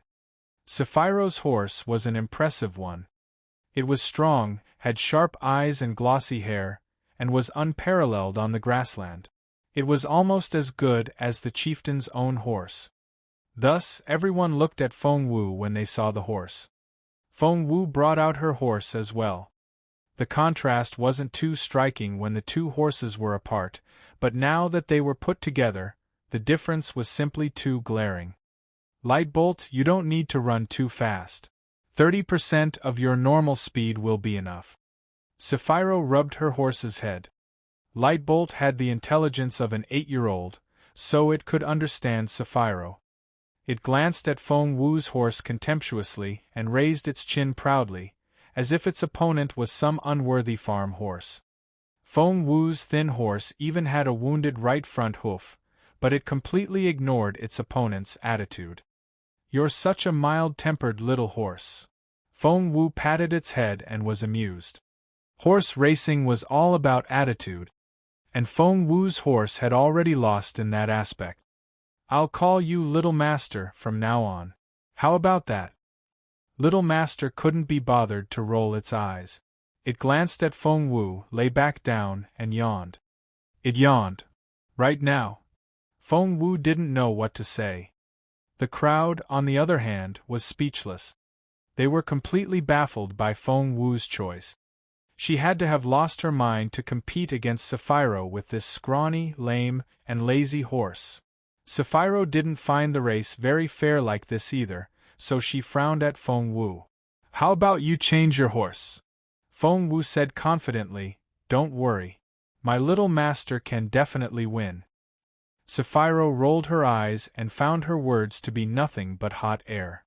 "If you can use this lazy horse to win against my Lightbolt, I'll give you all my wealth." Sapphiro found Feng Wu's claim outrageous.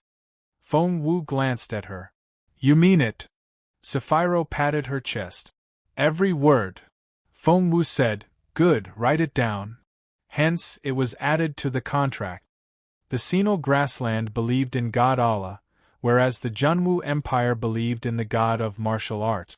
Therefore, by burning the contract in front of both gods, no one was allowed to break their promise. "Let's begin." Whoosh! Sapphiro's lightbolt dashed off like a bolt of lightning as soon as it heard the whistle. But Feng Wu's little master. Well, Feng Wu hadn't even climbed onto the horse yet. "Hey, you've been lying there for a while already. Can you get up now?" Feng Wu kicked the horse in the butt. The horse replied with a yawn. Feng Wu didn't know what to say. Chapter 1664 Feng Wu the Despised. Chapter 1664 Feng Wu the Despised. Ha ha! The crowd burst into laughter. They laughed at what they were seeing. "I told you! There's no way that Feng Wu can win this. Look at that horse Feng Wu chose. Does she know what she's doing? That's such a lazy horse. Lightbolt is so far ahead already, but Feng Wu's little master is still lying there. That name really suits it. Look, it's rolling its eyes at us. Does it think that we're too loud? I've never seen such a lazy horse before. Feng Wu's so going to lose. She doesn't stand a chance at all." Everyone was so sure that Feng Wu was going to lose. Whereas Feng Wu herself. She crouched down, crossed her arms, and looked at her little master in resignation. "So, what will it take to make you stand up?" Little master didn't respond. Feng Wu said, "How about I give you 30% of the prize after I defeat Sapphiro?" The horse remained unperturbed. Feng Wu said, 50% tops. Take it or leave it." Little master rolled its eyes and ignored her. Feng Wu rubbed her forehead. "You're such a greedy little thing. Even 50% can't persuade you, huh?" Feng Wu didn't keep her voice down when she talked to little master, so everyone there could hear what she said. They looked at her in utter bewilderment. Had she lost her mind? She was talking to the lazy horse about sharing the prize. Did she think that this horse could understand her? No, did she think that she could actually win with this horse? She was out of her mind. Everyone deemed Feng Wu crazy. What was going on here was constantly being reported to all the big bosses. Chieftain Senal almost cracked up when he heard the news. Oh God! Since when was his disappointing Sapphiro so lovely? It would be like slapping the Junwu Empire in the face. Emperor Wu was dumbfounded by the news. Seriously? Feng Wu had always made him proud, but why would she do such a stupid thing? He sat there, baffled, and didn't know how to react. All the officials there realized what had happened. They wanted to say something to ease the embarrassment, but it wasn't easy at all. Master Dugu frowned. What does Feng Wu think she's doing? Is she trying to humiliate Sapphiro by choosing a bad horse? Feng Yanfeng frowned as well, but his first reaction was to put the blame on someone else. Feng Wu is unreasonable like that. She's always behaved that way, unruly, conceited, and arrogant. I never could control her, so I removed her from my clan a while ago. From now on, no matter what trouble she makes, it doesn't concern my clan. Master Zhua glanced at Feng Yanfeng. That was quick. If Feng Yanfeng had reacted any slower, Master Zhua would have blamed it on him. However, Master Zhua still said, Master Feng, is that true? Why did I hear that Feng Wu is still listed as a member of your clan? Feng Yanfeng smiled wryly. We've been traveling, so it hasn't been easy to carry out the necessary procedure. After we return to the imperial capital, I'll make sure that her name is removed. Chieftain Sinol frowned. Even if Feng Wu loses the competition, surely it doesn't have to come to that. Feng Yanfeng shook his head. That girl is too good at making trouble. My clan has been incriminated by her over and over again. If we don't get rid of her, my clansmen won't live in peace. So, please don't try to tell me otherwise. The look on Emperor Wu's face kept changing, and no one knew what he was thinking. Chapter 1665, A Different Empress Dowager. Chapter 1665, A Different Empress Dowager. Feng Wu had no idea that her competition with Sapphiro had gotten everyone excited. While Sapphiro's lightbolt had dashed off, Feng Wu's little master was still swaying its tail back and forth on the ground. Other people were anxious for Feng Wu, but Feng Wu herself didn't know what to do either. She sat down on the ground and looked at the horse in resignation. She then poked it in the head with a finger. Hey, aren't you spoiled? You actually can sleep at such a critical time? The horse opened its sleepy eyes with much difficulty. It glanced at Feng Wu before putting its chin back on the ground and going back to its nap. Feng Wu didn't know what to say. If the crowd had had a little expectation of Feng Wu at first, they were now completely full of despair. What should we do now? Lady Northern Feng asked anxiously. Is she really going to lose? Qiuling stood right next to Lady Northern Feng. Having been with Feng Wu all these years, she knew Feng Wu better than anyone else, which was why she was still smiling. My lady, please don't worry. Miss Wu will win. Everyone had come out now, and Lady Northern Feng was with the Empress Dowager, who also heard what Qiuling said. There were many noble ladies nearby, including Empress Dugu. Mrs. Zhua said sarcastically, Whose maid is that? What an arrogant statement. My lady, I'm Qiuling, Miss Wu's maid. Other people would have been intimidated by Mrs. Zhua's tone, but Feng Wu's maid wasn't just anybody. Qiuling remained unperturbed when all eyes were on her. She then bowed to the Empress Dowager. The Empress Dowager frowned at her. Are you so confident that your mistress can win? Qiuling smiled. Your Majesty, my mistress has never lost. Mrs. Zhua suddenly chuckled. She hasn't? Then how did she lose her cultivation ability and end up hiding in the border town? Qiuling's eyes flickered.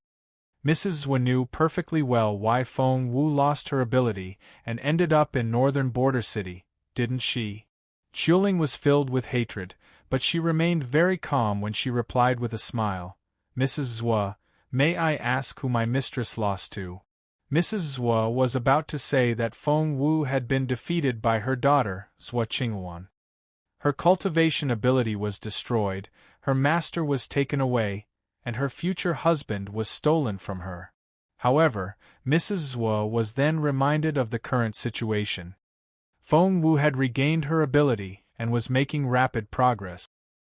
His Royal Highness was treating her differently and protecting her. So, did Feng Wu really lose? Mrs. Zhua suddenly wasn't so confident anymore. She glared at Qiuling.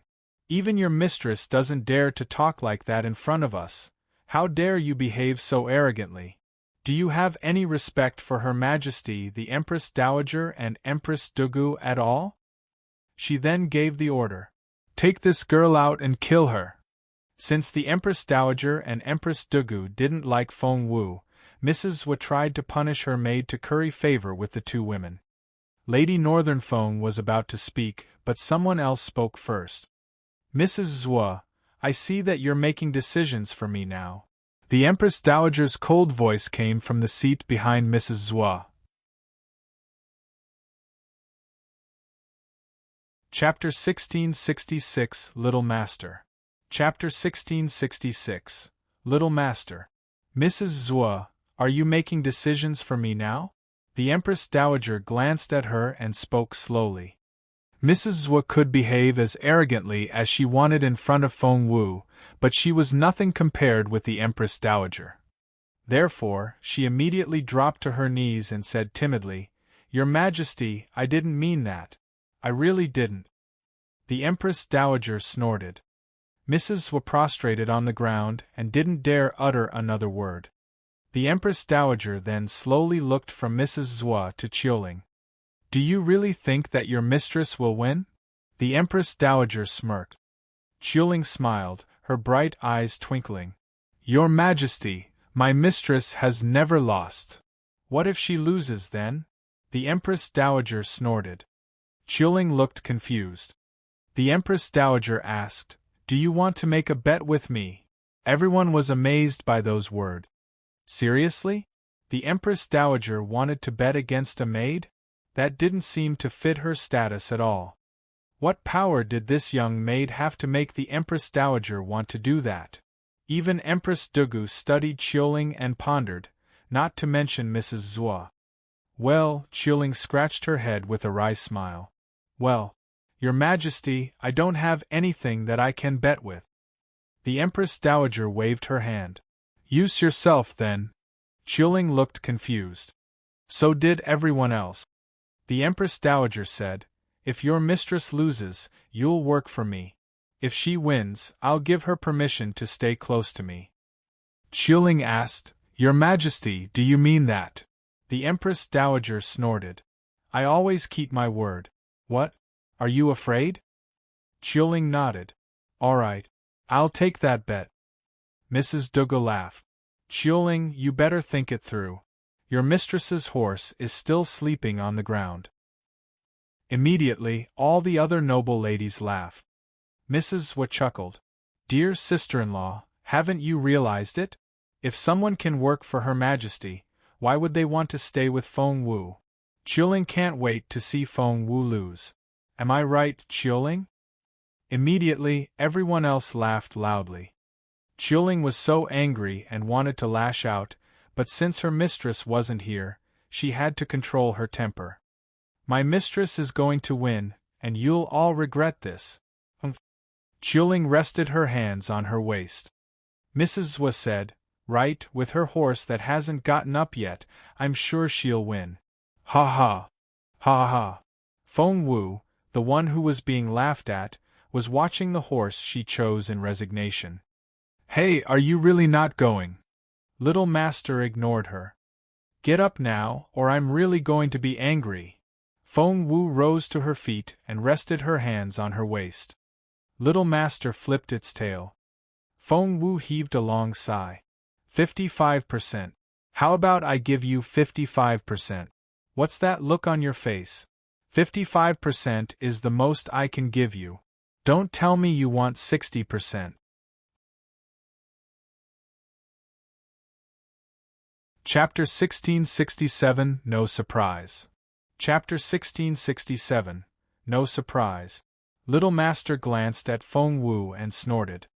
Its eyes seemed to be telling her, without me, you won't even have 10%, let alone 40%. Feng Wu stomped her foot in frustration. You're doing this because the race doesn't allow me to change horses, aren't you? You sneaky horse. You're unbelievable. Little Master flipped its tail again. Meanwhile, the crowd all gave Feng Wu strange looks. Had this person lost her mind? Everyone knew that the horse was bound to lose, so why was she discussing with the horse how to split the reward? But Feng Wu didn't care what these people thought, because Little Phoenix had told her confidently that this horse was amazing. It was more than just amazing, it was the only blood-sea horse left on the continent. Once it picked up speed, it was swifter than the wind. Only a handful of beasts could catch up with it, not to mention humans. Feng Wu silently vented her sarcasm. Why is this Little Master so difficult? Little Phoenix rolled his eyes. A legendary horse comes with a temper. Of course it won't be that easy to tame. Feng Wu gave it some thought and agreed. I'll give you 70%. She stared at the horse. The horse snorted. Feng Wu said, Hey, I'm willing to give you 70%, is that not enough? The horse turned its head. Feng Wu said, 80% then. Hey, be considerate. If you won't accept it, forget it. Neither of us will get anything. The horse reluctantly agreed to the 20-80 ratio. It slowly stood up, yawned, then set off. Hey, I'm not on your back yet. Feng Wu leapt up and swiftly landed on the horse's back. The horse moved very fast, and Feng Wu had almost missed it. At the last moment, Feng Wu put one foot through the stirrup to keep herself on the horse. That was a very dangerous move. Before everyone else realized it, the horse had disappeared out of sight. It ran so fast that it left an afterimage in the air. The crowd was astonished. It's so fast. Gosh, is that real? Isn't it a sick horse? Why is it so fast? It looked like it was flying. Sapphiro is a long way off already. Feng Wu won't be able to catch up with her, will she? I don't think so. If they had been very confident that Sapphiro was going to win at first, they didn't feel so sure anymore when they saw how fast the horse could run. The Empress Dowager and the other ladies weren't very far away, so they soon heard about it. Mrs. Dugu and Mrs. Swa looked at each other and frowned. Every time they thought that Feng Wu was finished, she would make a comeback to surprise them. How annoying! However, Princess Sapphiro started out a long time ago, and Feng Wu only just set off. She can't catch up with the princess. Mrs. Swa shook her head. Mrs. Dugu nodded. The result won't be a surprise. Feng Wu is definitely going to lose. Lady Northern Feng frowned and sounded displeased when she asked, Mrs. Zwa, are you a member of the Junwu Empire? Chapter 1668 Face Slapping, Round 1-1. Chapter 1668 Face Slapping, Round 1-1. Lady Northern Feng frowned and sounded displeased when she asked, Mrs. Zwa, are you a member of the Junwu Empire? Mrs. Zwa nodded. Of course I am. Lady Northern Feng snorted. If that's the case, why do you want Princess Sapphiro of the Senile Grassland to win? Mrs. Zwa, that can be considered treason. Surprised, Mrs. Zwa immediately retorted, My lady, you're framing me. She then dropped to her knees. Your Majesty, I. However, before Mrs. Zwa could go on, the Empress Dowager cut her off with a wave of her hand. There's no need to say more. I know what you meant. What? Mrs. Zwa was baffled. What did the Empress Dowager know? Did she believe her or not? Feng Wu had no idea that so many people were talking about her behind her back. To her, the most important thing right now was to catch up with Sapphiro. After closing the 20-80 deal, the Blood-Sea horse immediately picked up speed. Whoosh! Feng Wu saw the trees on both sides quickly fall behind like afterimages, the scene changing so rapidly that it made her dizzy. Several times, she was almost swept off the horse by tree branches. Luckily, she reacted quickly to avoid them every single time. Somewhere ahead of Feng Wu, Sapphiro rode the horse at ease with a satisfied smile on her face. She had never considered the possibility of losing from the very beginning. One could even say that she had never considered Feng Wu a worthy opponent. Sapphiro looked behind her when she was up on a hill, and she almost laughed. Gosh, how long has it been since I started already? Feng Wu's horse still isn't moving. Sapphiro giggled and threw her head back. She patted Lightbolt and said, "This is so hilarious. I'm almost halfway through when she hasn't even started. Feng Wu, you're definitely going to lose." Thinking about the final outcome made Sapphiro want to laugh. Once she won, Feng Wu would never be allowed to like Jun Linyuan again. She should have used the time to reach the endpoint, but she was too pleased with herself that she forgot what she should be doing. Seeing that Feng Wu's horse was still lying on the ground, Sapphiro let her guard down. Instead of speeding up, she slowed down to a stroll. Lightbolt was tired from running, so it walked unhurriedly, flicking its tail. Sitting on the back of the horse, Sapphiro chatted with Lightbolt in boredom. "Lightbolt, we won this time not because we're too awesome. Our opponent is just too weak. That's why you can't be proud of yourself, okay? Because it's not very likely that we'll ever run into such a stupid opponent again." "What? You're hungry?" "Well, our opponent hasn't started yet, so we have all the time in the world. Come, let's go relax in a cool place. We'll set out again after the hottest time of day is over. The sun may burn my fair skin." Sapphiro did just that. She found a big tree with lush foliage and tied Lightbolt to it. The next second, she leaned back against the trunk, found a comfortable position, and took a nap. She was in the habit of taking an afternoon nap. If she didn't, she feared that it would affect her impeccable skin. Chapter 1669 Face Slapping, Round 1-2. Chapter 1669 Face Slapping, Round 1-2. Sapphiro was dozing off when she heard the sound of hoof. She tapped Lightbolt's hoof. "Stop running. You're too loud." All of a sudden, she bolted up in astonishment. This wasn't right. Lightbolt's reins were tied to the tree. Why was there the sound of a galloping horse? Turning around, Sapphiro saw that Lightbolt was indeed standing in place. However, it had turned in the direction they had come with an alarmed look in its eyes. Even the horse felt that something was off. She suddenly grew uneasy and jumped up. Just like Lightbolt, she looked in the same direction. Clip-clop, clip-clop. The sound grew closer and closer. And it was almost here. A horse flashed through the trees, and Sapphiro couldn't see who it was through all the branches. That horse. Sapphiro's heart sank. No. It couldn't be. That horse ran like a bolt of lightning. No, it was even faster than Lightbolt. There was no way that it was Feng Wu's lazy horse. Sapphiro patted her own head in resignation. She assumed it was an impressive horse which lived in the woods and had just decided to show itself. She chided herself for being so suspicious, thinking that it could be Feng Wu's horse. However, before she could feel relieved, the smile froze on her face. That was because she finally saw the horse. Even if she couldn't recognize the horse, she had to recognize Feng Wu, whom she had been having a hard time dealing with. "It's you!" When Sapphiro saw Feng Wu holding the reins on the back of the horse, she almost forgot to breathe. How could this happen? How was this even possible? How could it be her? "You!" Sapphiro pointed at Feng Wu and was utterly shocked. Feng Wu rode the horse as fast as a gust of wind and swiftly ran past Sapphiro. She didn't even look at her the entire time. Sapphiro was so furious that she thought she was going to lose her mind. She would rather that Feng Wu laugh at her or mock her than ignore her. Because that was humiliation of the greatest level. Running behind Feng Wu, Sapphiro yelled angrily, "Feng Wu! Stop! Stop right now!"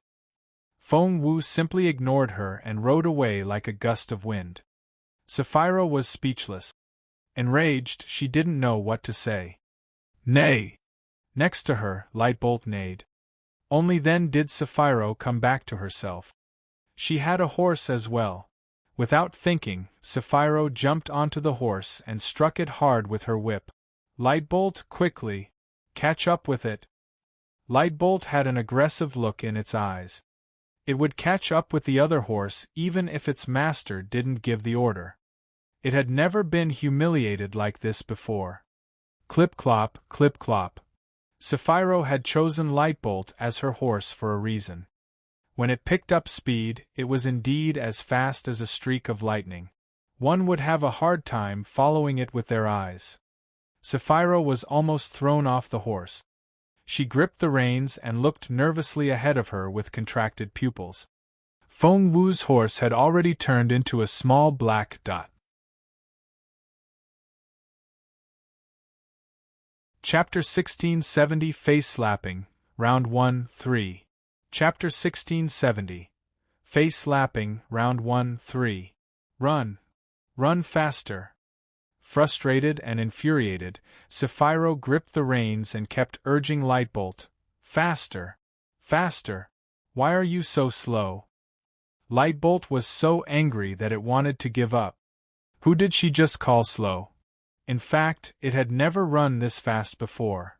Lightbolt exhaled impatiently. Sapphiro snapped, "Stop whining. If you lose, I'll skin you and turn you into horse meat stew." Anger and afraid, Lightbolt picked up speed again. With a sudden burst of energy, the distance between the two horses grew shorter and shorter. 1,000 meters, 800 meters, 500 meters. Sapphiro was finally appeased. But she was still frustrated. This Feng Wu really is a piece of work. Her horse is amazing, but she just had to pretend that it was useless. She fooled me. She then caught up with me and ran past me. What a schemer! Sapphiro clenched her fists and went scarlet in the face. No. I can't lose. I absolutely can't. I can lose to anyone but Feng Wu. I would rather die than lose to someone as scheming as Feng Wu. Lightbolt! Faster! Catch up with her! Lightbolt ran like there was no tomorrow. Because of its sudden burst of energy, Lightbolt's face twisted. It looked like its blood was boiling. Waving her whip, Sapphiro yelled, "Faster! Faster! We only have 100 meters left. You'll soon catch up with her. Run!" Lightbolt picked up speed again. Its blood capillaries burst and blood oozed out, painting it red. When Sapphiro touched the horse and saw the blood on her hand, she was shocked. How did Lightbolt? However, seeing that Feng Wu was right ahead of her, Sapphiro struck the horse with her whip again. Faster! Lightbolt was already reaching its limit. When the whip hit it, it flinched and nearly tripped. Luckily, it soon steadied itself and kept running. Sapphiro always kept her word. The horse knew that if it didn't win, she really would skin it and turn it into a stew. All the noise made Feng Wu look over her shoulder curiously, and what she saw made her frown. Sapphiro, you're pushing too hard. Your horse is exhausted and you're still forcing it to speed up? Seeing how casual Feng Wu and her horse were, Sapphiro was furious. She snorted and said, "It's none of your business." Feng Wu shrugged. "Fine. I won't meddle then. I'll just win." Sapphiro said, "You." Feng Wu waved at her. "Come. Follow me." Lightbolt was so exhausted that it was on the verge of collapsing. The end point was still an hour away, and Sapphiro knew very well that Lightbolt wouldn't make it. What should she do? Sapphiro racked her brain for a solution. Feng Wu rode casually. Right now, she and Sapphiro were almost neck to neck. Chapter 1671 Face Slapping, Round 2-1. Chapter 1671. Face Slapping, Round 2-1. However, Feng Wu's horse was full of energy and had no trouble maintaining its speed. Sapphiro's Lightbolt, on the other hand, was bleeding and pushing its limits. One horse was full of energy while the other one was almost exhausted. It didn't take a genius to predict what was going to happen. "Do you think you're going to win?" "In your dreams." Seeing how unhurried Feng Wu was, Sapphira was furious. She threw a dirty look at Feng Wu. Feng Wu only shrugged at her. The more unperturbed she was, the angrier Sapphira got. She thought she was definitely going to win at first, and she had been so much faster than Feng Wu. This competition should never have been an issue. Yet, despite all the should-haves, it was Feng Wu who was winning. How did this even happen? Sapphira was filled with rage and frustration. Suddenly, something flickered in her eyes. She then leapt up and pounced at Feng Wu from behind in a frantic manner. Meanwhile, something glinted between her fingers. It was a secret blade. Die! Sapphira bellowed. Throwing her right arm around Feng Wu's neck, she dragged the blade across it. She was going to kill Feng Wu and take her horse. Feng Wu was now a level 3 spiritual elder and 1 level below Sapphira, which was quite a huge difference. Therefore, Feng Wu in fact wasn't as capable as Sapphira. Moreover, Sapphira had attacked her unexpectedly. Feng Wu had anticipated Sapphira's attack, but she hadn't known that Sapphira knew assassination technique. And she was an expert at it. That was why Sapphira had surprised her by grabbing her neck. However, Feng Wu was known for her ability to resolve a crisis. The moment Sapphira threw her arm around her neck, Feng Wu kicked the side of the horse and used the force to leap up. Meanwhile, she grabbed Sapphira's fist with her right hand. At that critical moment, Feng Wu used all her strength. SSSS. No one could recognize vital points as accurately as Feng Wu. When she pressed a spot between Sapphira's thumb and index finger, Sapphira felt her right wrist go numb, and she couldn't use that hand. Feng Wu's throat was right at her fingertips, but she didn't have the strength to cut it with the blade. This might be Sapphira's best chance to kill Feng Wu in her entire life. When two capable people fought each other, the tiniest error could make a huge difference. Sapphira shouldn't have given Feng Wu a chance, because Feng Wu would be able to strike back and turn things around. Just like now. In the brief moment when Sapphira's hand went numb. Thud! Feng Wu grabbed her wrist and threw her over her shoulder. That wasn't important. The more important thing was that when Feng Wu did that, she used the blade hidden between Sapphira's fingers to slide it across Sapphira's neck. Thud! The glinting blade cut Sapphira's throat. It was a thin blade, but the cut was very deep. After Feng Wu did that, she turned swiftly and moved away from Sapphira. Feeling frustrated that she hadn't gotten the chance to kill Feng Wu, Sapphira yelled angrily, "Feng Wu, you!" Chapter 1672, Face Slapping, Round 2-2. Chapter 1672. Face Slapping, Round 2-2. However, as soon as she spoke, Sapphira realized that something was wrong. She felt a cool sensation on her neck, and it began to hurt. She touched it and felt something sticky on her fingers. She then smelled blood. When she saw her hand, she almost fainted. Blood, blood, blood. There's so much blood. Sapphira went pale. She stared at Feng Wu with an astonished look in her eyes. You. She only felt the wound on her throat when she saw the blood. The fear of losing her life then overwhelmed her. It hurt. Sapphira wanted to say something, but she then realized that she couldn't speak. She felt the cut on her throat, and her difficulty in breathing made her shake from head to toe. Clapping her hands, Feng Wu stood up and looked down at Sapphira with a smile. Very impressive assassination skills. Sapphira had almost gotten her. Sapphira covered her throat, but the blood kept oozing out, and she couldn't stop it.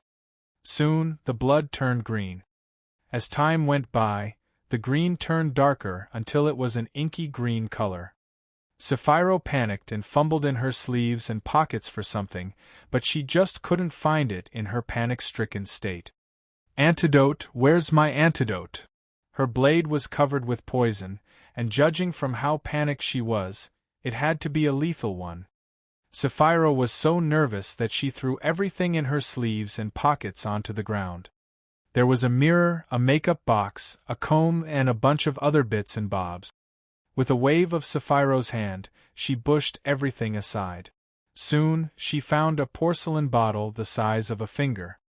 When Sapphiro saw the small bottle, she jumped at it as if seeing her savior. However, Feng Wu had almost been killed by Sapphiro just then, so of course she wouldn't let that happen.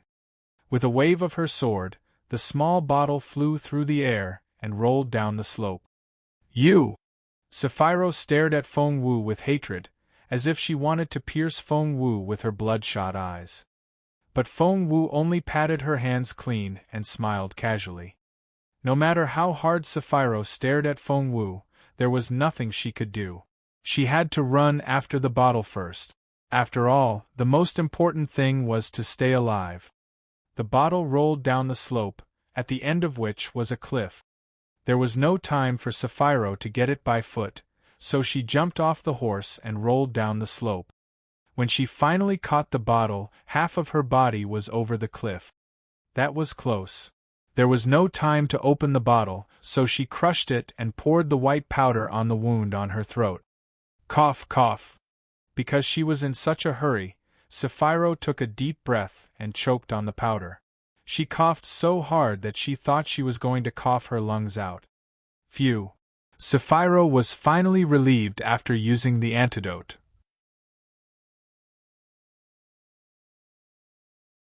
Chapter 1673. Chapter 1673. Face Lapping, Round 2-3. When Sapphiro stumbled up the slope, she looked up and saw that Feng Wu was still there. She was so furious that she almost collapsed. She glared at Feng Wu and said, "I'm going to kill you. I will. I swear it." However, Feng Wu only smiled. "Kill me? Are you sure?" Sapphiro smirked. "I'm going to kill you." Feng Wu shrugged. "If that's what you want." Just then, Sapphiro smirked. "Feng Wu, you shouldn't be so arrogant. If I were you, I would have run away by now." Feng Wu narrowed her eyes. "Is that so?" Just then, she heard footsteps in the quiet woods. They were as nimble as cats when they jumped from one tree to another. One could hardly hear them. But Feng Wu wasn't just anyone. She had sharp hearing, and her other senses were even more acute. She detected the danger immediately. "I see. An ambush." Feng Wu smiled a little and stared at Sapphiro. "That's why you're so confident." Sapphiro smirked. "Feng Wu, you've just made a very big mistake." She was so pleased that she wanted to laugh, but she couldn't because of the wound on her throat. Instead, she snorted. "If you had killed me right away, I would never have had the chance to send the signal to summon them here. Because of your carelessness, I sent a distress signal when I rolled down the hill just then, and you didn't know a thing. You're so naive. You gave me the chance. I didn't plan to use it, but my oldest brother says that you're full of schemes, so it's better to be prepared. Feng Wu, I didn't expect you to force me to go to this extent. Go to hell." "Ah."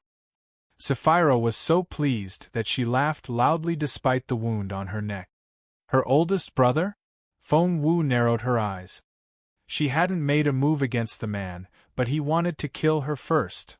Frowning, Feng Wu looked around and felt alarmed. Whoosh! Suddenly, a glinting blade was thrown at Feng Wu through the thick leaves. It was as thin as the wing of a cicada and shone coldly in the sunlight. Whoosh!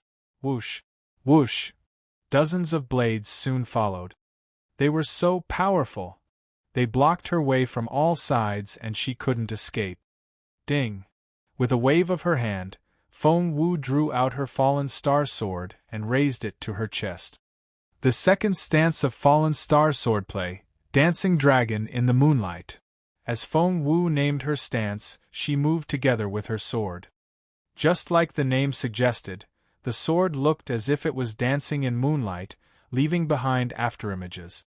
All Sapphiro could see were afterimages, and she couldn't see what was going on. And clinks were all she could hear. "These are the secret guards trained by my oldest brother, and they're all amazing soldiers. Feng Wu is doomed."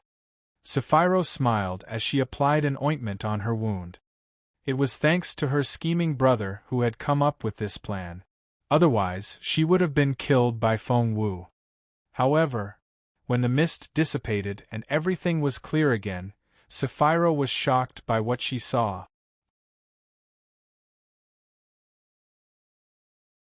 Chapter 1674, Face Slapping, Round 2-4. Chapter 1674. Face Slapping, Round 2-4. How is that possible? Sapphiro stared at the scene with a look of disbelief in her eyes. She saw. Feng Wu was standing proudly in the center of the battlefield. She raised her chin and looked as proud as ever as she stood there. The lower hem of her dress flapped in the wind, making her look like a goddess. When the sun shone on her, it looked like she had gathered together all the spiritual essence of the world. She was almost too resplendent to look at. There was no trace of blood on her, but 5 people had dropped to the ground in front of her. They were dressed from head to toe in black. They had black head coverings, black masks, and black clothes. Even the skin that wasn't covered had been painted black.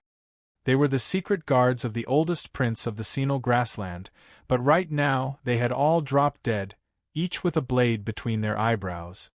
Sapphiro had fought these men before. When the 5 guards attacked together, Sapphiro wasn't their match. She was forced to surrender every time, but these 5 were killed right after the fight started. How was that even possible? Feng Wu was a level below her. Sapphiro stared at Feng Wu. But Feng Wu paid no attention to her. Instead, she looked in the direction of an old tree. "Come out," she said coldly. As soon as Feng Wu said that, a man in black walked out from behind the thick tree. There was a cold look in his eyes, and he gave off an energy that seemed strong enough to kill a person. Feng Wu narrowed her eyes and kept her unblinking gaze on the man. The man stared at Feng Wu as well. "I underestimated you." He reached behind his back and slowly drew out a black sword. Black smoke which resembled a black snake coiled around the sword. The murderous intent was so intimidating. Feng Wu could sense the energy coming off that black sword. Sapphiro looked from the man to Feng Wu, and she smirked. So, her brother had sent 7 here. 7 was much more capable than Sapphiro, who wasn't far off from Feng Wu in cultivation level. That was to say, 7 was far above Feng Wu. Feng Wu would not survive the day. When 7 drew out his sword, Sapphiro stepped back. Whoosh! 7 made his move. There was a flash of black light, and a circle with a 10-meter radius centered around 7 and Feng Wu appeared on the ground. Feng Wu saw that the circle was like a cage as a black wall trapped her and the man inside. Feng Wu kept stepping back until her back hit the black wall. Cold, murderous energy ran down her spine. It felt like a slithering black snake. How terrifying! Feng Wu immediately moved away from the wall to get away from the energy. However, she was more alarmed than ever. This man built this black wall with a single sweep of his sword. Exactly how capable was he? Seeing Feng Wu avoid the wall, Sapphiro smirked. "Feng Wu, you might be a genius and were able to defeat me, who's a level higher than you. But what about 7? He's a lot stronger than you. So just die."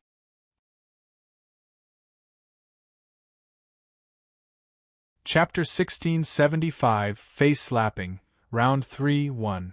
Chapter 1675. Face Slapping, Round 3-1. "Feng Wu, you should just die." There was a malicious look in Sapphiro's eyes. It was indeed as Sapphiro said. Right now, Feng Wu was facing the biggest crisis of her life. The man was so much more capable than she was. And he was going to kill her. "Are you going to do it, or do I have to do it for you?" 7 frowned and gave Feng Wu a contemptuous look. He looked at Feng Wu as if he was just watching a spider climb onto a branch. Feng Wu smiled a little. "What if I don't want to choose? Then I'll choose for you." 7 raised the black sword and swung it through the air. The strike actually cut through the air and seemed to stir the air current. Feng Wu didn't know what to say. He's very powerful. Little Phoenix had never sounded so alarmed. Feng Wu nodded. You won't be able to fend him off. Little Phoenix sounded anxious. Feng Wu nodded again. Right now we have no choice but to flee, said Little Phoenix. Flee? Feng Wu smiled bitterly. How was she going to do that? Just then, Seven struck again with his black sword. Immediately, a ferocious roar ripped through the air, and the sword charged at Feng Wu like a black rainbow. It was such a terrifying power. Holding her fallen star sword, Feng Wu yelled, "The first stance of fallen star swordplay, sword of the other world." Immediately, there was a shower of falling blades. It then turned into a red rainbow, which blocked the black sword. Thump! There was the sound of a loud collision. After they crashed into each other, the black rainbow began to devour the red one at a tremendous speed. Shit! Feng Wu narrowed her eyes and her stomach lurched. In a matter of seconds, her red rainbow was devoured. It was so fast. Without thinking, Feng Wu raised her sword and performed the second strike. Dancing Dragon in the Moonlight. The second stance made Feng Wu invincible among her peers. However, when she performed Dancing Dragon in the Moonlight with her fallen star sword, there was a loud thump. The black rainbow smashed into it again. The first strike had indeed weakened the black rainbow's momentum, but it was so minimal that it was negligible. The black rainbow was thus able to crash into the dancing dragon before the stance was fully activated. Thump! The energy from the impact filled the air. Thump, thump, thump! Dancing Dragon in the Moonlight was devoured as Feng Wu watched. When the stance was interrupted, there was a backlash on Feng Wu. Without a shield to block the impact, Feng Wu took the hit full on. Thump! She flew backward and smashed into the black wall behind her. The impact was so terrifying. Feng Wu was only human. There was no way that she could withstand such power. Wretch! Feng Wu felt her blood boil when she smashed into the wall, and blood poured out of her mouth. At that moment, Feng Wu felt as if she had been thrown into a meat grinder. The pain made her vision go dark and she almost fainted. It hurt a lot. Feng Wu took a deep breath and forced the blood down her throat. But it didn't end there. When she hit the wall, the deadly black mist took advantage of her weakness and quickly seeped into her body.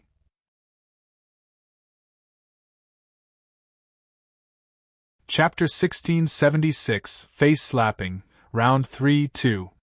Chapter 1676, Face Slapping, Round 3-2. After the deadly mist entered her body, it turned into a strange energy and infiltrated her energy channels. It hurt a lot. Feng Wu fought back the pain and forced herself to stand up. Seeing that Feng Wu had almost passed out after one strike from Seven, Sapphiro couldn't contain the smile on her face. She murmured, "Feng Wu, I'd like to see you survive this." She then gave Seven the order. "Seven, kill her." Seven nodded. He didn't have to follow Sapphiro's order, but it happened to coincide with the order of the oldest prince. The prince's own words were that Feng Wu could live if Sapphiro won. If Feng Wu won, she had to die. Seven understood what the prince meant. If Feng Wu lost, it meant that she was only mediocre and a nobody. The prince wouldn't be bothered by a common girl. However, if Feng Wu could defeat Sapphiro despite being at a disadvantage, it meant that she was an extraordinary person. Since she didn't pledge loyalty to the prince, there was no need for her to live. At that thought, Seven held his black sword tighter. Kill her now, before she causes more trouble. She's too smart. Anything can happen. Sapphiro yelled at Seven. Seven stared at Feng Wu. Without another word, he marched toward her, holding the black sword. In a few seconds, he was in front of Feng Wu. Die! Seven raised his sword and struck down at Feng Wu. Feng Wu had put her hand on the wall, and her fingers flinched at that moment. The moment the sword struck down, she teleported to the other side of the circle. Thump! Seven didn't expect Feng Wu to have such a skill, and his sword smashed into the black wall. It made a tiny crack in the hard wall. However, as Feng Wu watched, the crack closed up, as if it had never been there at all. What a shame! Sapphiro had thought that the strike would cut Feng Wu in half, but to her disappointment, Feng Wu successfully dodged it. But what difference does it make? Right now you're like a turtle trapped in a vase. It's only a matter of time before you're dead. Sapphiro smirked. Ha! I'd like to see how many more times you can do that. She stared at Feng Wu. Meanwhile, Seven's eyes glinted. She had dodged his lethal attack. Very impressive. The prince was right. Seven had to kill her to avoid future complications. Die. Seven ran after Feng Wu with the sword. With her injuries, Feng Wu couldn't move very fast, so Seven soon caught up with her. When Seven raised his black sword, the energy seemed to dim the sky. Die! The black sword struck down at Feng Wu's back. Feng Wu has to die now, right? Sapphiro was full of expectation. But she was disappointed again. Because Feng Wu teleported again, back to her earlier spot. Seven missed his target again. Sapphiro was speechless. Chapter 1677, Face Slapping, Round 3-3. Chapter 1677, Face Slapping, Round 3-3. Seven didn't know what to say. Interesting. The indifferent look on Seven's face changed. After Feng Wu evaded him twice, he became more serious. He and Sapphiro had thought that Feng Wu would be able to teleport once or twice at most, but to their surprise, she did it 6 times in a row. 6 times? How is that possible? Sapphiro was confused. Seven felt equally perplexed. As a matter of fact, Feng Wu didn't use to have such an ability, but when she searched her ring space, she realized with pleasant surprise that she had something valuable in it. Which was an unlimited teleportation card. Of course, it wasn't really unlimited. There was a maximum time of use. It was unlimited until the spiritual essence ran out. Teleportation was an escape skill, and every time she used it, she used a lot of spiritual essence. A regular person wouldn't be able to stand up after one teleportation, and Feng Wu was only able to do it 6 times because of her ring space. And she was almost drained after that. Feng Wu didn't have this card before, so where did it come from? Feng Wu was well aware that it was from Cat9's cache. She had been too busy following Cat9 then, and hadn't had the time to check everything. As it turned out, it contained an object that could save her life. The card was a treasure, but it was a one-off item. After she evaded being attacked 6 times, she saw the look on Seven's face change. Sapphiro also had a solemn look on her face. Seven, kill her now. Sapphiro didn't want any more complications, so she shouted at Seven, she's very sneaky. Don't let her escape. Seven snorted. Escape? Was Sapphiro blind? He had activated his deadly black wall. People couldn't just escape from it. Seeing that Feng Wu was leaning on the black wall, panting and letting the black mist enter her body, he smiled maliciously. One last time. He raised his sword. Feng Wu panted and leaned weakly on the wall. Her legs were shaking from exhaustion. Would she be able to get away from him? Seven was confident that Feng Wu was going to die this time. His black sword moved as fast as a streak of lightning. The energy of the sword filled the space in the wall. Die! Seven bellowed. The sword energy fused into the black wall, creating a terrifying light. The light then turned into countless dots that resembled tens of thousands of broken shards, which flew at Feng Wu. If Feng Wu was hit, she would be pierced 1,000 times. At that critical moment, break! Feng Wu uttered the spell. As the dots of light converged on her, she teleported one last time. She leapt out of the wall, and in the next second, she was on the back of the Blood Sea horse. The horse was very intelligent. It was usually proud and lazy, but in a critical moment like this, it was very obedient.